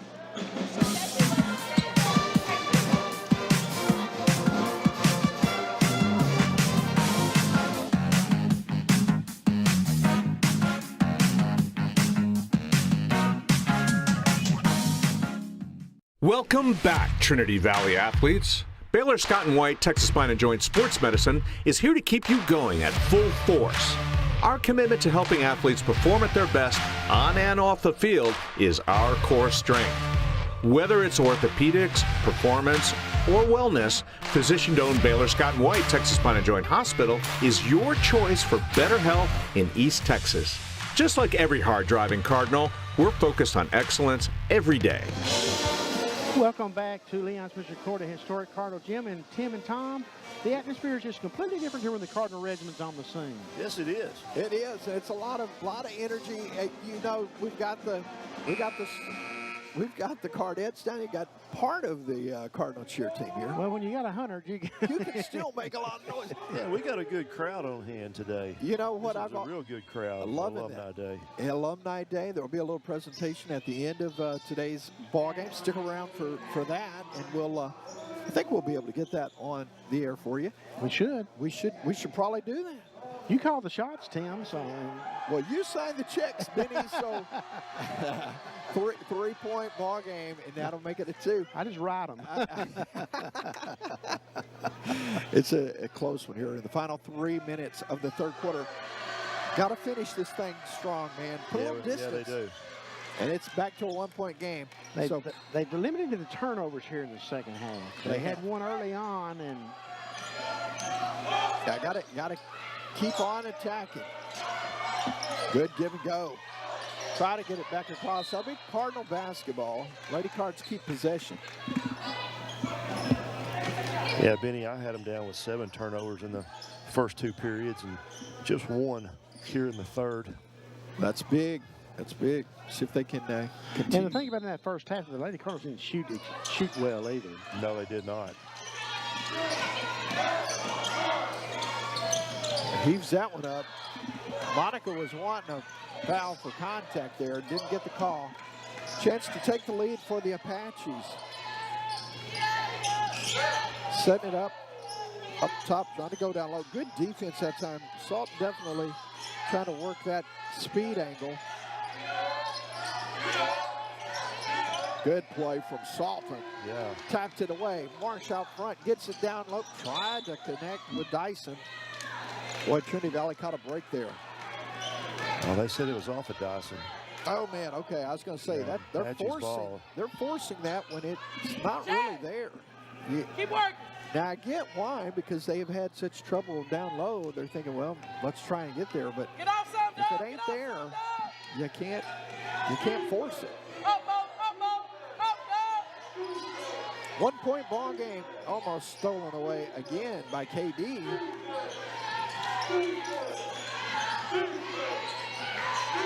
Down low they go. Working the baseline. Shot on the way. Knocked down. Rebound by Dyson. Here the Cardinals up the floor. KD. Oh, nice take. Nice take. Big bucket there from Kennedy Davis. Our 4th point. I mentioned she, along with Giles, definitely playing under the weather, fighting through some challenge. Gutting it out today. 3-point ball game, 1:10 to go here in the third. Knocked up in the air. Nice defense by Dyson, but 5 seconds on the clock. Now goes out of bounds with 3. Yeah, Salton's playing havoc with that TJC offense down inside the paint. Yeah, she's using that quickness to try and get around and just make it, like I said, havoc's a great word. She's not but 5'9", and she's going against some much taller folks down there. She's really making the most of. Now she's matched up against Odom. Oh, with 1 on the clock, shot won't go. Rebound, though, another offensive board, and they are tough in the paint. You look out on that floor right now. You got Odom, you've got Bertho, and Anderson. All 6'4", 6'5". 3 on the way to answer. You better hit that 3 or you, oh, what an effort. Man, they're one and done. Drive, shot won't go. Putback is good. It is a 1-point TJC lead. Trinity Valley to hold for the final shot.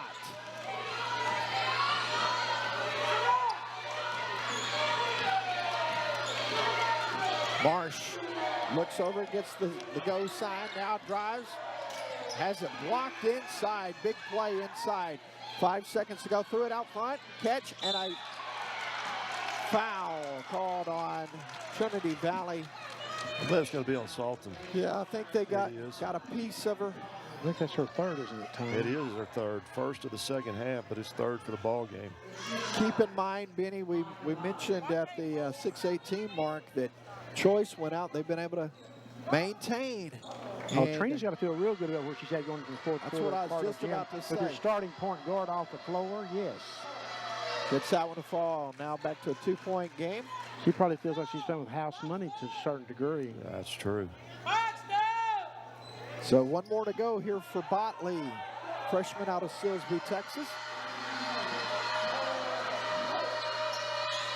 It's good. It's a 3-point game. So Trinity Valley, 2.7 to go. They'll make it hard on them trying to get down the floor.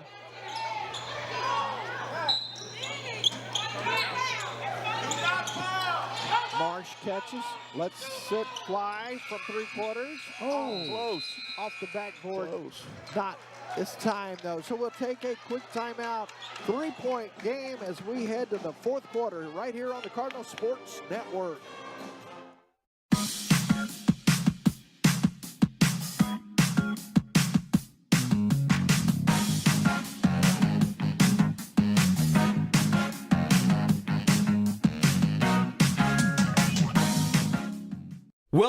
At Cowboy headquarters, we have everything for your small house or a large ranch.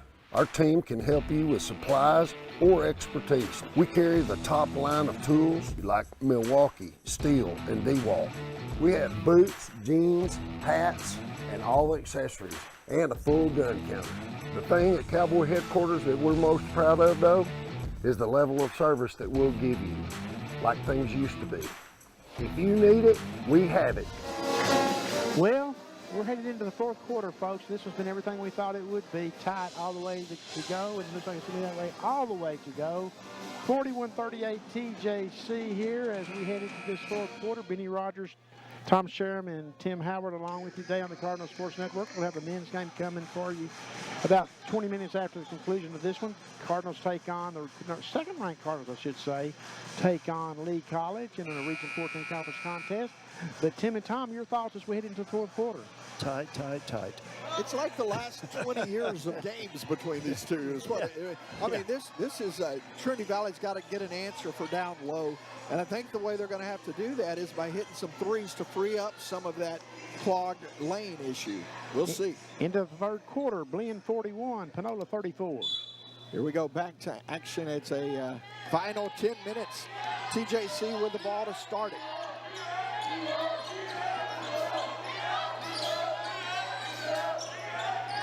Yeah, Lady Cards have they've got to start making it, putting that ball in the basket, and also working on those rebounds. Shot over the top, not there, but gets a roll, and it falls in.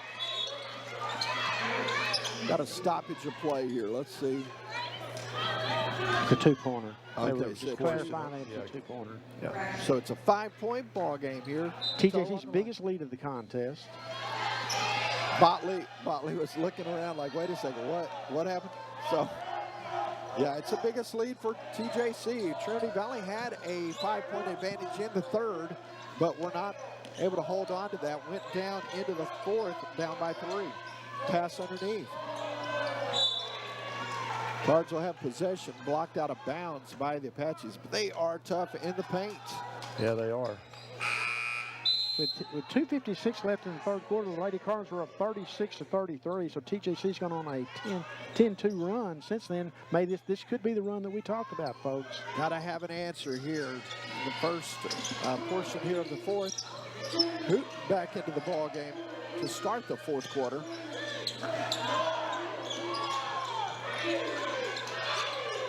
One on the clock. Marsh lets it fly. That's going to be a shot clock violation. Not the time for that. No, it's not. I think it goes back to just how well the Apaches have defended the paint and kept Trinity Valley out of sorts. They've never really gotten in rhythm today. They've got to find an answer here in the last 9 minutes to go. You know that button we always talk about? It may be time to start looking for it. Yeah. Yes, sir. Find that button. Click it. Click it. Shot on the way. Way off the mark, but another offensive board. Man, oh, man. That's a killer. That is. Botley, the point guard, hits that three. That's their second three-pointer of the contest, and we said they come in averaging making 3 a game.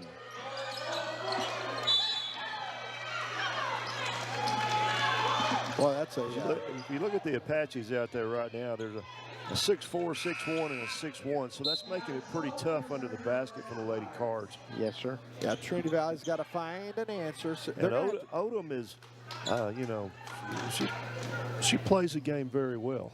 They've got to knock down some threes and clean, get a little space out there. See if Marsh can do it here. A 3 on the way. Not falling. Getting aggressive on the floor. Dyson will cover it up, and that'll be Trinity Valley basketball.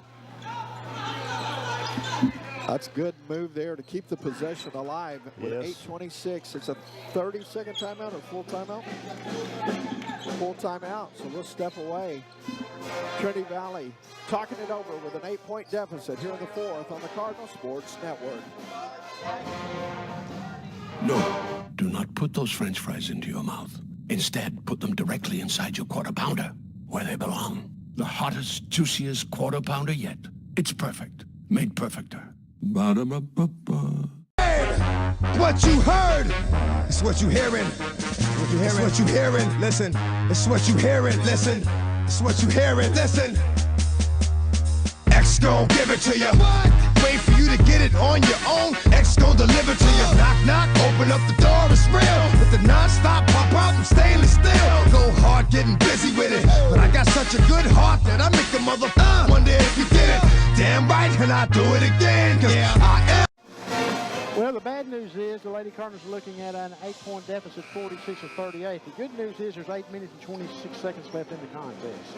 Exactly. You got plenty of time here. You just got to find something find that combination that'll get it going. And it's really tough when you're not, I don't want to say at full strength. You're not at full strength, so that normal rotation that you're looking for is not quite what it normally is. So you got to find an answer and find it in a hurry. Dyson drives. She's going to be fouled. So with 8:23 to go, chance to cut into that 8-point lead. Yeah, and something Tom touched on. It's hard to imagine that the Lady Cardinal success is going to come from inside. No, yeah. Well, on that inbound play right there, Gabby Morales was trying to get. I believe it was designed for her to break out to the left corner over here for a 3-point attempt. Nice take inside Salton for two. Yeah, that's her first of the game. Need her to get hot. She had 25 against Coastal Bend. But Gabby got tangled up and couldn't get outside, so kind of the Apaches were probably already had that in mind. And shot on the way, not there, but another board. Boy, they've got to get a body on the bigs down low and block out. They can't let Isabello have inside position like that. They are not getting that done. Easier said than done. Well, I know that. I agree. But, and I'm talking about me because I'm over here saying they got to block out. They haven't found the block out yet. And maybe it comes in the form of just like you saw earlier with Wilkins, who was using that speed and trying to just create havoc after each possession. Maybe they can continue that.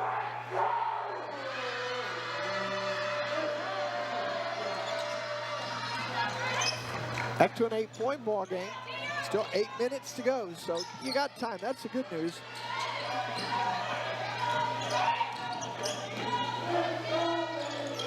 working around the perimeter. Marsh is going to be fouled. Oh, they're calling a tie-up on that.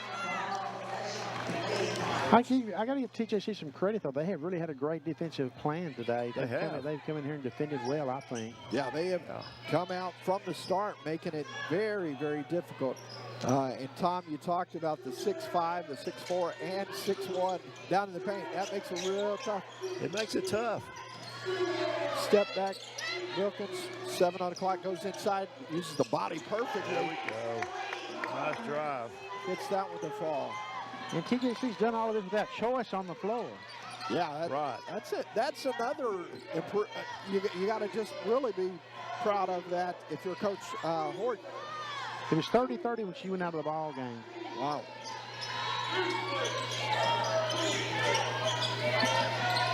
Three on the way from out top. Boy, that's their third three-pointer of the contest, what they average a game. Thornton came in with 25 of those. That's at least her second. On a foul here on KD. Yeah. Yeah. Dip the old shoulder.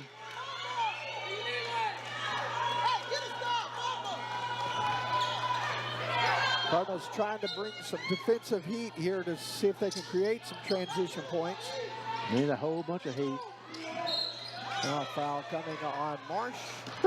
They were both falling, and Marsh got caught for the foul. Hey, you gotta go fast. Somebody can reach. Yeah, you could definitely see the frustration on her face as she rolled over. It's like, we both fell like two trees in the forest. If we fall and no one's there, does anyone hear that tree fall? Got to find an answer here with a 9-point deficit. Defensive pressure really stepping up. Rattles out, pulled down by Kennedy Davis. Here come the Cardinals. Wilkins steps up for a three. Good. Big basket from Wilkins. Trying to get the crowd into the game here. It's a 6-point game. Knocked away, but quick hands there by Botley. That's loose. It's picked up by Marsh. Tapped out front. Not ever controlled, though. Boy, they missed an opportunity there. Foul coming on Trinity Valley. She's only against Dyson. That'd be her third.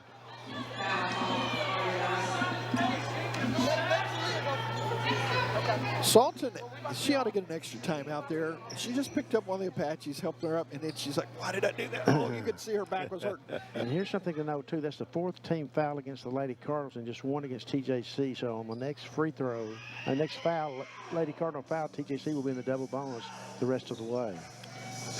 We'll see if that comes down to haunt them. That could end up being a little bit of a strategy. They've done better at the free throw line in the second half. Trinity Valley needs a stop here. Down by 6. Yeah, they need Lady Cards need a turnover right here and convert on it. Tyler's done a good job getting back on those breaks. There's nothing clean on a steal, I've noticed, for the most part today. See if it's an answer. Shot on the way, not there. Rebound is taken by Davis. Kennedy up the floor. Back door was there. Missed her. Now finds her. Reverses. Good. Davis connects with Wilkins. 4-point game. 9-point Tyler lead at the 7-11 mark.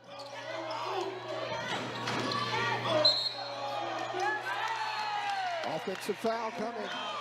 That's great defensive footwork getting there. Yeah, well, kind of feel it shifting just a little bit. Yeah.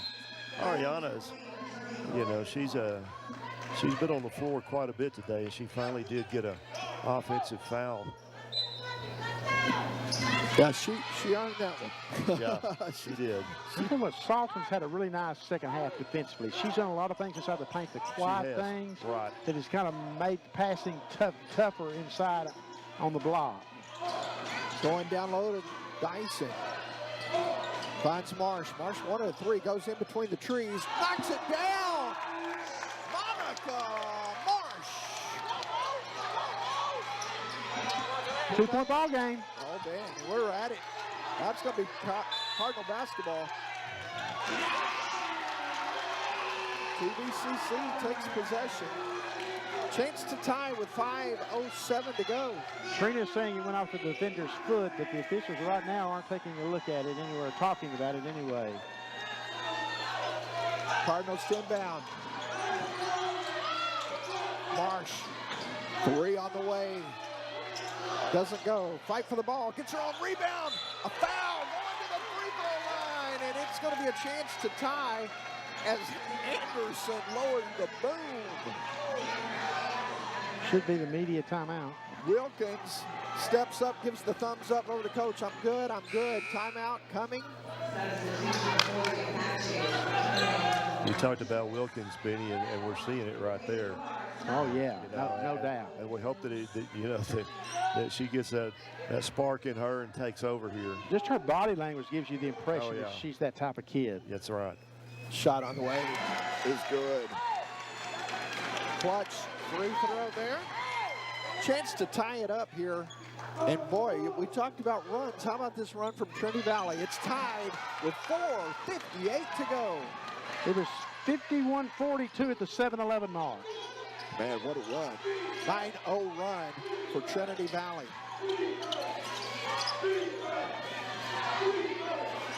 There it is, a steal. I'm trying to get it out front. Boy, that's a big foul, smart foul. Smart You foul. see, you got the steal, though. Salton, the young lady has had a nice second half. Yes. Yeah, you're right. She's definitely been a game changer for Trinity Valley. That was a smart foul, man, because it was 3 cards on the break. Oh, yeah. So credit to the defender there. But suddenly it's 4 team fouls for each team now, so we're in the double bonus both ways. So that has canceled each other out. Exactly. Marshall bring it across the timeline. Screen up top from Wilkins. All the way up the left. Rose off the rim. There have been way too many of those today. How does it not fall? It's just, I don't know, Benny. it is amazing.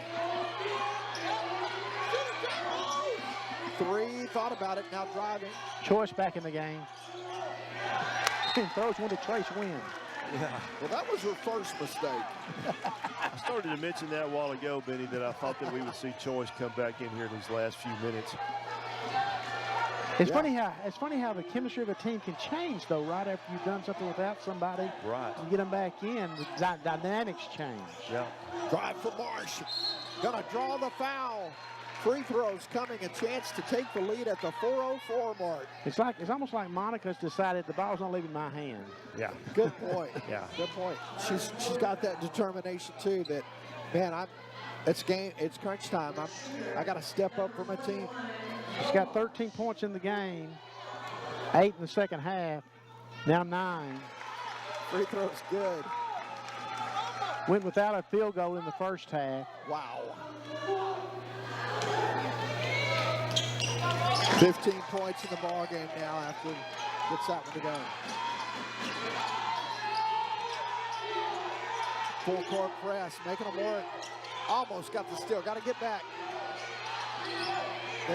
They get back and not enough. TJC made them pay. Yeah. Tied up. 3:45 to go.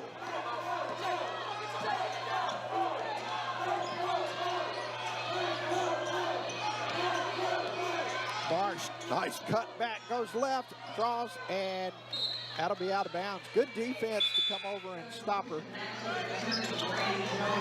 That's where that not height comes into play, man. It does. There, she goes straight up and gets good position.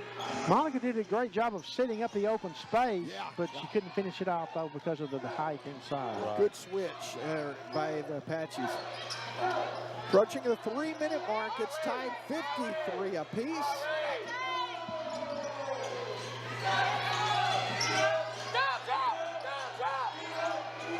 There she is again, Salton. Salton with a steal, nicely done. Marsh for 3, Marsh on the way. Marsh not getting it to fall, 1 and done. Here come the Apaches. Got to get in front. Alfred Foot, that'll be a Cardinal ball. Oh, man, it's Tyler and then it's Trinity Valley. Oh, my goodness gracious. 2:53 to go here in the ball game. Kennedy Davis returns. Davis, Salton. Anybody's legs burning yet? Mine are, and I'm not even running up and down the floor. Exactly. These guys are. They're leaving it all on the floor, man. Both teams. Well, they know what's on the line right here, and so Lady Cardinals are they wanted to. They're defending the home court, but they know that they're up there in that tied for first place in Region 14, and they don't want to fall back. 2:30 to go. That was a big shot there that they didn't convert on. Dyson goes over. It's going to be a foul on number 4, Arena Dyson. That's going to be her 4th. Yep. So with 2:23 left, huge free throws coming at the stripe. It's going to be time for Anderson to come up. She's averaging 11.8 per game, so 12 a game. She's got 13, chance to add a couple to make it 15.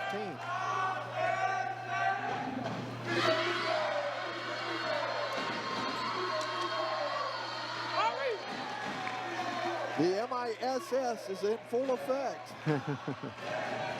I guess it wouldn't be full effect unless she missed both of them. Goes 1 of 2, so it's a 1-point ball game. 2:23 to go. Every possession matters. Yes, it does, Benny. I think we started off the broadcast talking about this, and here we are yet again, coming down to a 1-point game. Oh. That'll make it a 3-point game with 2:05 to go. Watch a huge turnover. Telegraphed it. You can't make that cross-court pass, especially if you're going to telegraph it. That's right. And Choice is smart enough to sit there and read that, too. Goes with the left and long. Oh, what a fly! What a drive. Nicely done by Nyla Wilkins. Had to use full extension to get out and get that done. Big possession here. They're going to get a foul with a reach, so it'll be Choice going to the free throw line. And Kennedy Davis going to pick up a 3rd.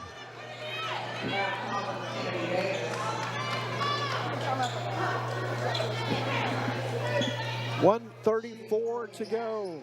Both of these teams tied for first place, along with 2 others in Region 14. That's all going to shake out here by the end of the day with Panola and Glenn going at it. But Trinity Valley still in this after a... For 2 minutes to go, Glenn leads Panola 57-51. 57-51. That's a big one. They've made a big comeback.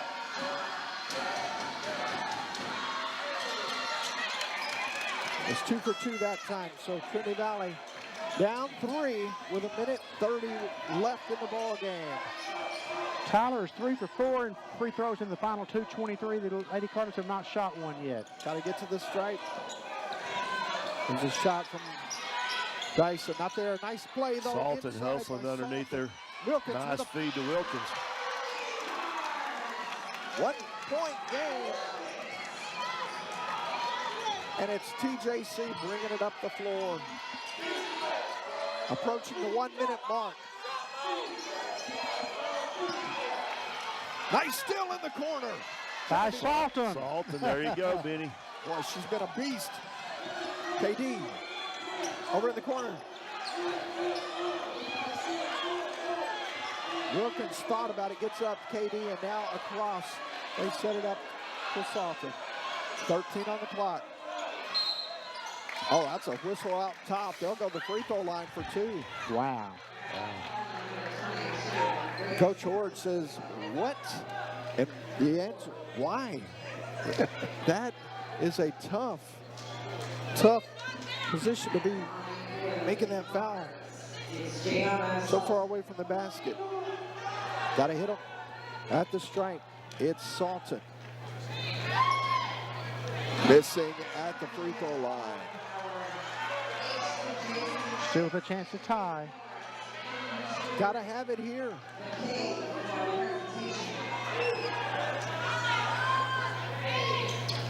Missed them both. Oh, goodness.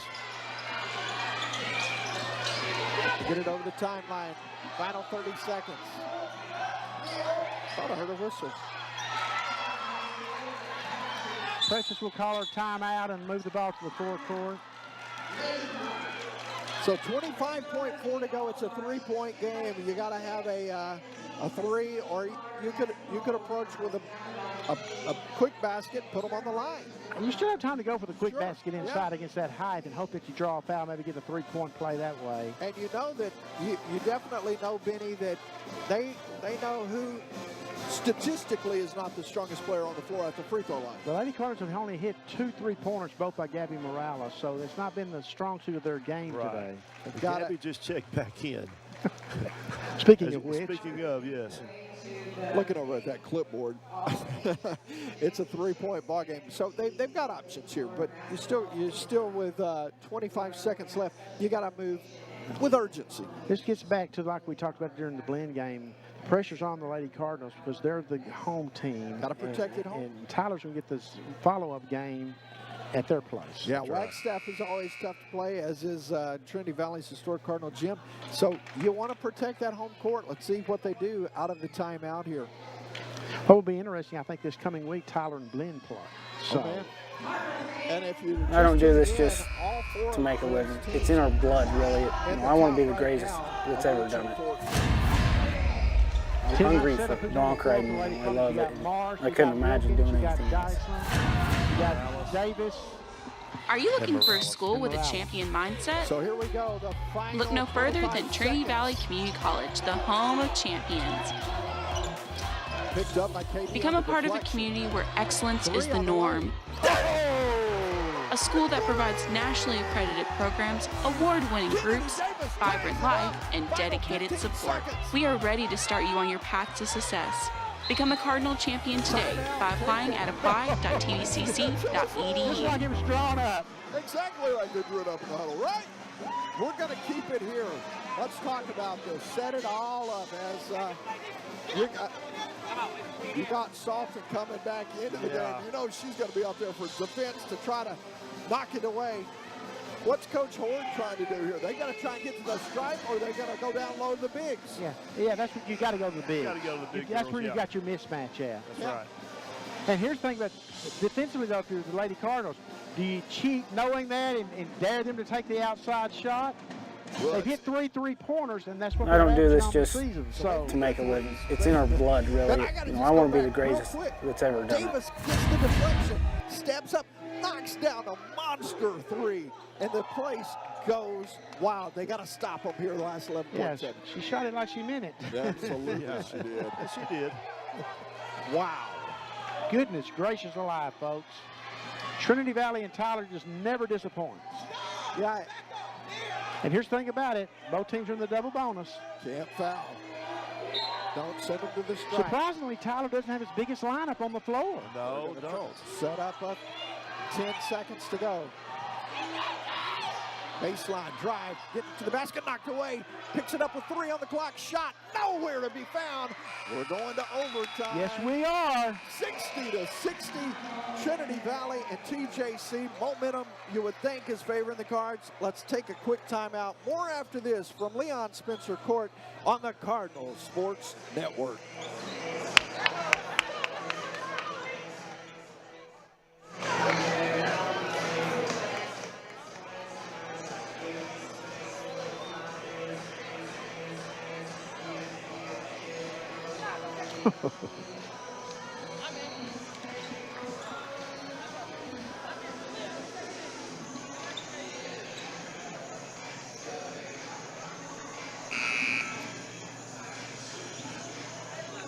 Well, we're headed to OT, folks, tied at 60-60.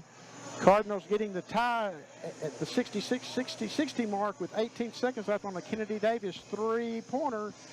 Hey, that was so clutch, Benny. I think that there needs to be a contesting of that, make it a 4-pointer, and let's just all go into the guys. That was so clutch, though, man, because that was great defense from the Apaches. Knocked away, she picks it up, lets it fly. Yeah, their inbound play didn't go right for the Lady Cards there, but she picked it up and made it. Interesting for TJC's attack there, though, on the final offensive set. See the 3 big girls in, and they didn't do that. I was surprised. Of course, Trina knows her squad far better than the 3 of us do. Oh, yeah. That was clutch D, though. Down the stretch, they had to have the stop. They got it. But now you look at it on the floor, though, and look, you got 3 players with 4 fouls for TJC. Yeah, that's huge. And there's only one with 4 for Trinity Valley. That would be Dyson. So she's got 4, then a couple with 3. And both teams will continue to shoot in the double bonus. TJC with 2 timeouts left. Lady Cardinals with 3 timeouts left. I'm telling you, this place is filling up with excitement all on the horizon here. An extra period of play. March takes control the tip. So let's see how McLean attacks. Goes inside, lost it on the baseline. It'll be Trinity Valley basketball. 4:49 left in this overtime. We just gotten started. It's going to be fun. Got fortunate there. Wow. Shot on the way. Rolls it home. Jayon Salton. Big clutch shot. They're calling her J Salt. J Salt. She has been assaulting all night long. In this second half, she's been the player of the game for the Lady Cardinals, in my opinion. She's played some outstanding defense today. Down low, knocked away. Salton on the steal. Here come the Cardinals on the push. March up the middle. Thought about setting it up nice. It's not there, set it up. Salton for 3. Doesn't get the shot to fall. Tried to track it down in the corner. That would have been big. Yep, unable to get to it. Still a 2-point ball game, 4-12, Trinity Valley lead. They had to go on a 9-0 run late in the 4th to even get here before trading baskets back and forth. And that big, huge 3. We're down 9 with 7:11 left in the game. Wow. Drive up to the basket. Didn't get it to fall, though. Taps it around, takes her own rebound. Another offensive board. It's where that height advantage. Apaches are killing them inside. Another offensive board. The shot not there. Another offensive board. And it falls. Finally get one to fall. Too many opportunities. Yeah, you gotta get a body on them. Gotta find a way. 62. Screen up top. Baseline jumper. Not there. Woo. Boy, it's up and down we go. A seesaw battle, back and forth. Definitely go time here. Shot on the way, not there, but off the top of the backboard, hits the floor. McQuain pulls it down. Here comes Trinity Valley. Inside, lost possession, gets a whistle. There's that foul opportunity. Who is it on? Is that going to be on? It's 4 players on the floor with 4 fouls for TJC. Yeah, Davis is about to check into the contest. Dyson does check into the contest. Davis going in for McQuain after she shoots the free throws. Hopefully after she makes the free throws. Right. Yeah, need these to fall for sure. 5 minutes goes quick in overtime. Rims out. Oh, goodness. Trinity Valley came in shooting 73% as a team. They're 0 for 3 since the 2:23 mark of the 4th quarter at the free throw line. 1 of 2 there. It's a 1-point ball game. Kennedy Davis back into the game. As Bilo sits, Bertho comes in for the Apaches. Putting pressure on here. Shoots a 3, not there. Off of the Cardinals, so it'll be possession Apaches. They're going to put 20 on the shot clock. 2:41 left. 63-62. Lady Cardinals, we were 60-60 at the end of regulation. Oh, that's going to be offensive foul on Bertho. Yeah, They were a little hard. She's been on the floor nearly as much as she's been upright today. Yeah, that's boy, she's going to be needing a little ice bath after this one. Yes, she will. So if you're going to foul them, make it count. Tough But it is an offensive foul, so the Lady Cardinals will not be shooting free throws. Yeah, Dyson was like, hey, I'll step on the line just in case you'll want me to, but they are going to have to inbound over here. She was ready to knock it down. Trina's wanting an explanation. She didn't think there was a foul. Well, in case no one felt the 6.9 shift in the floor here, that was definitely took a wallop on that one.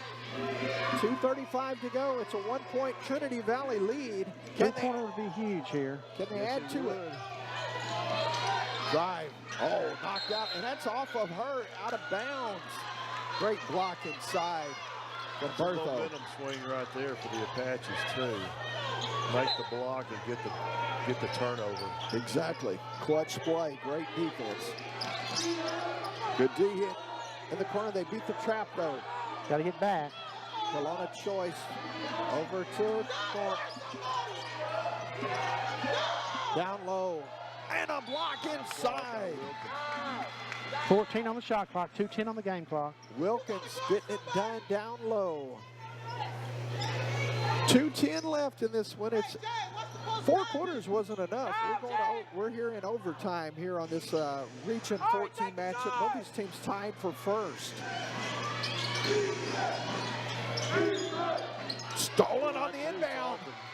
Marsh pulls it up, gives it off to Davis.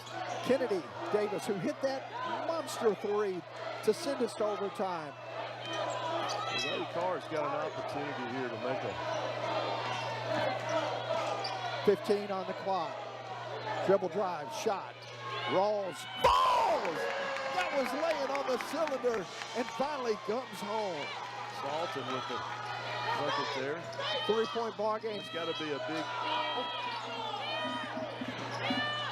baseline and draws the foul. She's gone. That'll be her 5th. Got to tell you, Arena has played very, very tough. She has. She's had a hard game today. Been very physical and fought all the way through. Going to get a big hand from some teammates as she works her way out.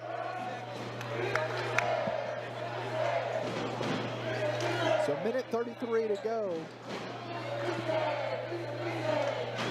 Should mention, Tim, that after the game we were thinking there's going to be a ceremony honoring the Lady Cardinal alumni that are back. We probably won't have Coach Precious Ivy with us today. She'll be involved with that ceremony, win or lose. So just wanted to pass that along. We'll look forward to bringing that to you. Lady Cards. But it's not about the past right now. It's about the present, and it's a big present right here. It is. I'm telling you, man, we got the Christmas tree back out for this one. This has been quite the treat. 2 great historic programs out here. And, man, it's been everything as advertised. 3-point game, trying to cut it to 2, and does at the stripe. Talking about Monica Botley. Botley's had a good game, the freshman out of Silsbee. She's got 16. Lady Cardinals, you got to be careful here on a miss. Don't go to sleep on the rebound. Goes 2 for 2. So it's a 1-point game, 65-64 with a minute and a half to go. Got to answer.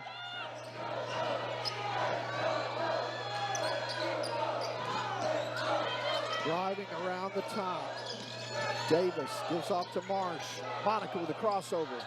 Goes down low to Sinai. Drive baseline. Reverse. Hey! Count the basket.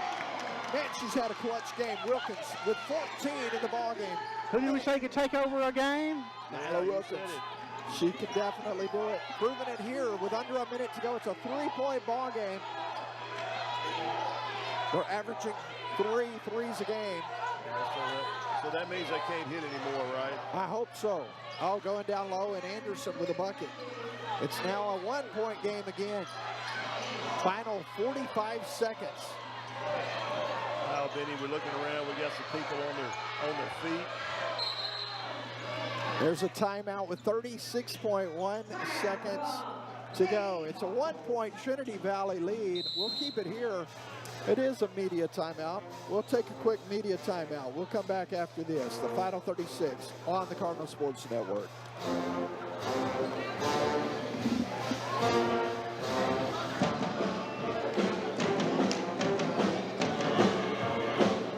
I don't do this just to make a living. It's in our...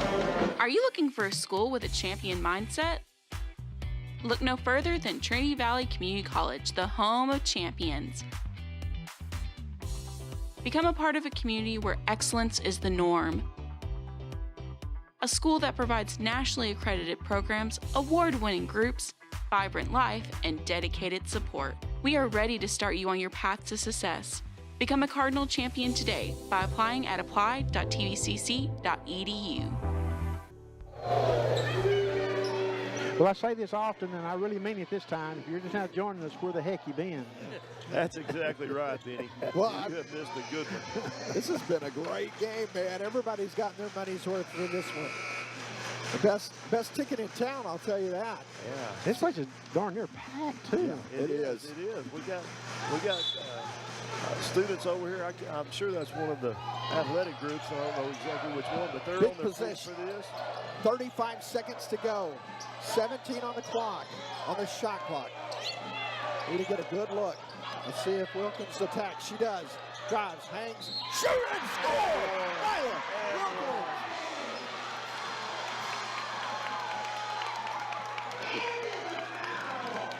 Let the crowd tell the story. Man, that was great. That's right. Young lady's confidence is just growing and growing and growing. Yeah, and that's the fifth on Isabello.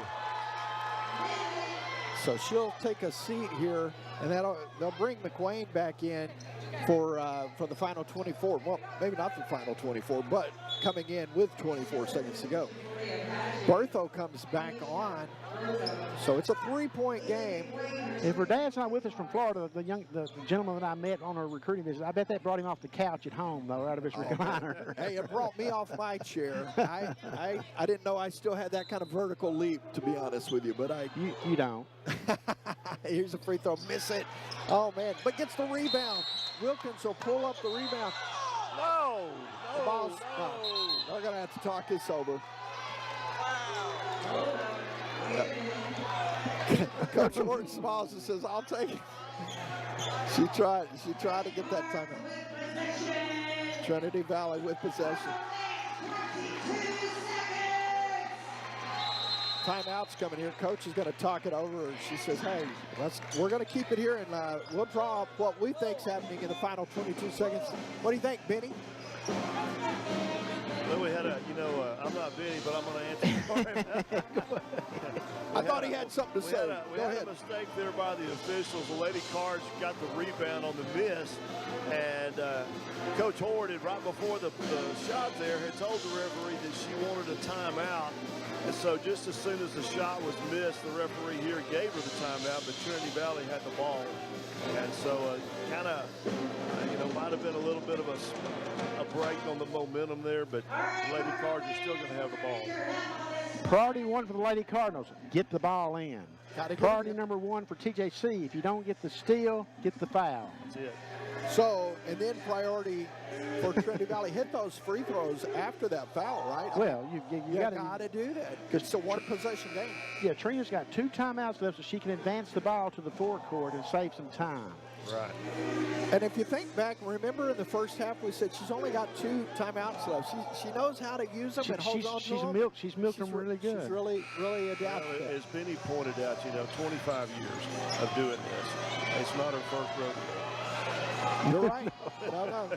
Been through a few of these here. Guys, she's a veteran coach. 22.5 seconds to go. Trinity Valley on the inbound. They got to get it in. They will get it over to Salton. Salton with 20. Going to drop out. Ball on the floor. Oh, man. Timeout taken. That's the last timeout for the Lady Cardinals now. The Lady Cardinals have got to be very cognizant of that. Just in time, she got the timeout because that was spelling disaster. It's a 30, so a little bit of time to talk about it, but it's mainly about, hey, guys, we didn't want to lose possession there. Let's burn it. There's no lifelines left as far as timeouts go. Right. You've got to remember that. You have to remember that. That's right. You don't want to pull a Michigan here and put the Apaches on the line. Again, we go back to that priority, getting the ball in, and then priority for TJC here is to get a foul. And TJC's done a pretty good job of defending the inbounds pass. Yeah. We were real close until that last one of not getting it in time. That's a good point. You certainly don't want to throw the ball in the backcourt here. You make it easy for TJC to get potentially an easy layup. So you want to get the ball in your end of the floor. How about this game for Alumni Right there. Day? They get it to Marsh. Marsh dribbling with 13 to go. 6 on the shot clock. Can't believe we're not getting a foul. 3 on the clock. Oh, wow. Oh, you didn't. Oh, there's 1 second on the shot clock. You were going to get the ball with 5 seconds left. And you're. Monica is unaware, I think, as she's looking up. Boy, Trinity Valley caught a big break there. Yeah, it was a big break. Big break. Got to hit these free Monica throws. Botley there must have had a little bit of. Oh. One free throw will ice this baby. One free throw. I don't think Monica knew how much time was on the shot clock, and I'm certain that Botley didn't know how much time. Because as Benny pointed out, it's out with a foul. 5.6 seconds left. They take a timeout. They're going to try and draw up a 4-point play here in the huddle. But seriously, you can get a quick basket and a foul. Well, yeah, but you have got to. If you're in the Lady Cardinal huddle, you've got to say, okay, let them shoot 3-pointers all day long. Yeah, sure. Uncontested. Do not foul. Yeah, do not. Now here's the thing about the Lady Cardinals. Now, if TJC were to hit a quick bucket, you can't call a timeout and advance it to the front court. You got to remember that, because that's right. That'll be a technical. Can't pick that up. So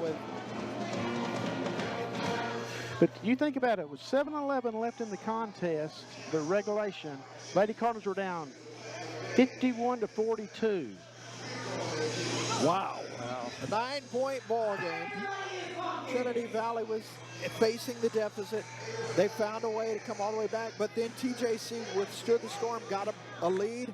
Trinity Valley comes back in the final seconds with that big 3-pointer from KD on a play that was just drawn up just like that. I'm sorry, Blinn beat Panola 64-53, and Angelina beat Parrish 57-51.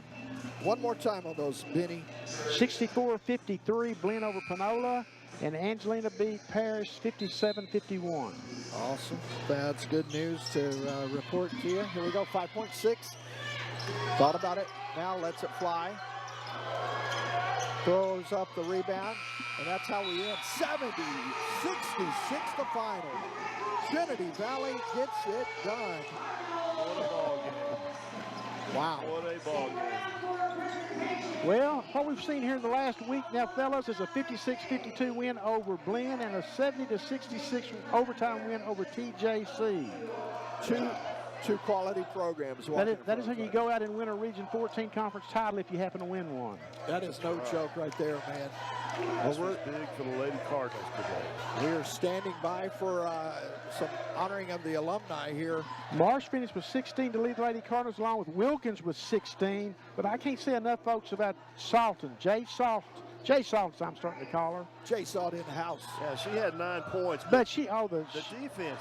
Go ahead, Benny. She did things inside the paint and grabbed rebounds and got steals and knocked passes away that don't show up in the box score. I was about to say, if you go back and think about it, they were being destroyed in the paint. There was an adjustment. Jay Salt made that difference. She was all over the floor in the paint. Well, she absolutely did. I mean, what an afternoon here. And how about the treat that the alumni get to see on Alumni Day here in the Valley? Exactly. Lady Cardinals go to 16-3 overall, 4-1 in conference play. They'll be tied with Blinn at the top of the conference standings now through 5 games. TJC falls to 11-9 overall and 3-2 in conference play. And TJC and Blinn play this coming week. So how huge is that game going to be? It's going to be big too. Man, Coach Ivy indicated that she would be available for us after the ceremony here. I got to say this.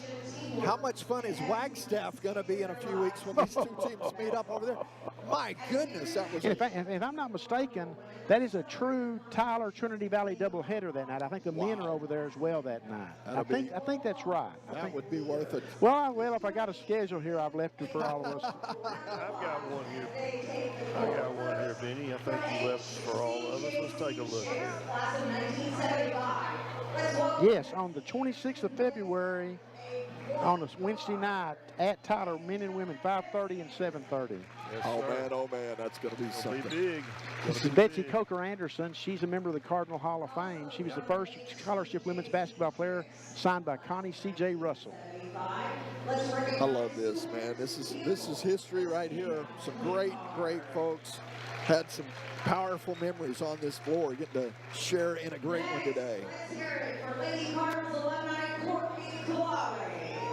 Class of 1995, who brought her skills to the team as a forward. And it's big for our current players to see these former players come back and know that they're the ones who put the blood, sweat, and tears to make this program what it has become. Some of those banners up there and what they represent. Of course, Courtney Marshall was a great standout All-State player for Prissy Corley down at Crossroads High School and played for Joe Curl. I'm sorry, she played on Kurt Butke's 1990, let's show my age now, 94 squad, the first team win a national championship. To go with that, now she's an employee here at Trinity Valley. She is. I think she can still go, man. I saw her last year play. Danielle Dawson, too. She was on the 90, I believe I looked up there a minute ago, 95, 96 squad. Yeah. That's the team that Kurt Butke swore to me stole a title that year because they weren't the best team in the nation, but they won a title anyway. That's some good. Alice Robinson played for Michael and Kenya Landers on the 2012 national championship team. They went 36-0. Yes. Man, oh man, that's a fun record to bring up. 37-0, impressive stuff. And finally, let's give it up for Madison Bush. Maddie Bush! Class of 2024, who is always a guard for the Lady Cards. Ladies and gentlemen, give it up for Madison Bush. Class of 2024. It's always nice for the alumni to come back. Some years we have more than others, but it's always, if we just have one, it's worth the time of putting forth an alumni game, and we appreciate them coming back. Got a group picture happening here, and man, I bet you this is going to be a big old smile by these Lady Cards because they gutted out a tough one here today. But yeah, the ceremony wouldn't have the same buzz to it. I was about to say. We wouldn't have the same buzz right now. This is bringing gone the other way. This is bringing some memory, man. Wins that we accomplished on this floor. And, man, I love it. They're big Tyler for sure. Gosh, I remember back when Gary Ashton wins over frustrating losses. Behind the goal at TJ, when I forget, I think Tammy Reachno, I think was her name. Had him in that trip. We're going to get Coach Ivy on the air with us here.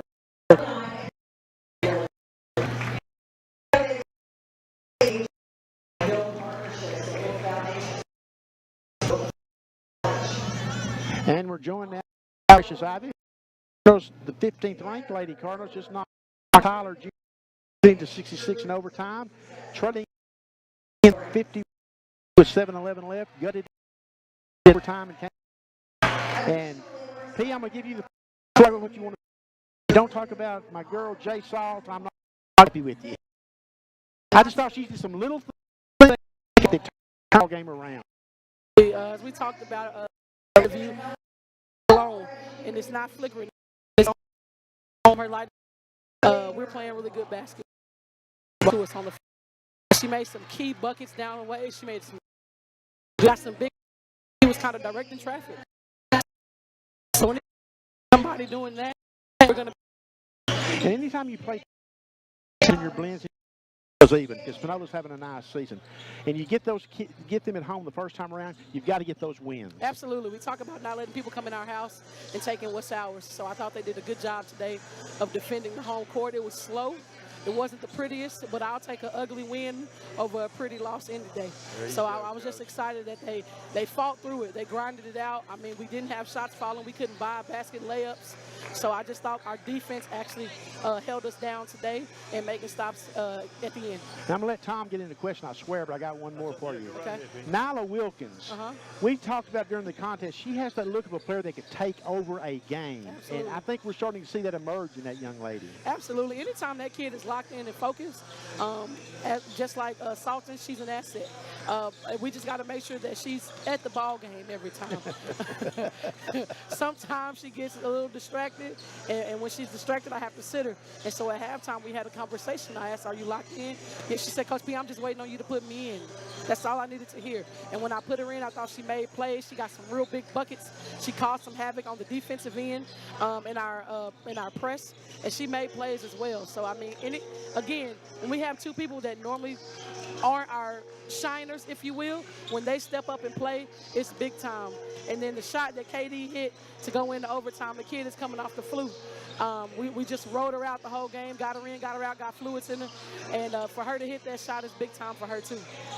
Ariana Dyson. Tell us about her. She's a bull. I made the comment in our broadcast that she spent nearly as much time laying on the floor as she did upright. Absolutely. She took a beating underneath the basket. She does.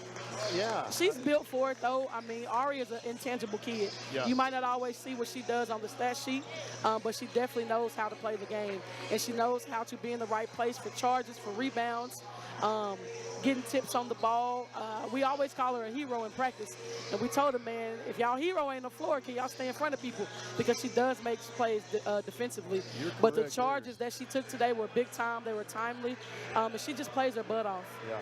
So here's a couple of finals, P. Glenn beat Panola 64-53. And Angelina and Paris, who you play both on the road this week. Okay. Angelina won that one 57-51. So any thoughts on those two coming up this week? I mean, it's Region 14. Every game is going to be a dogfight. I don't care if they haven't won a game or if they've won every game.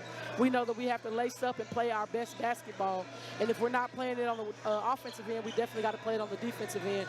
And I've been fussing about defense, but we haven't really been giving up more than about 55, 57 points, which is great when you're holding a college team under 60, We just have to make sure that we're hitting on all cylinders and taking care of the business on the offensive side. Yeah, it seems like you're just clean up the turnovers. Yes, for sure. And shoot a little bit of better percentage. And that's kind of the formula, and I tell our kids all the time that our defense dictates our offense. And I thought in the first half we weren't aggressive defensively, and we just kind of were passive.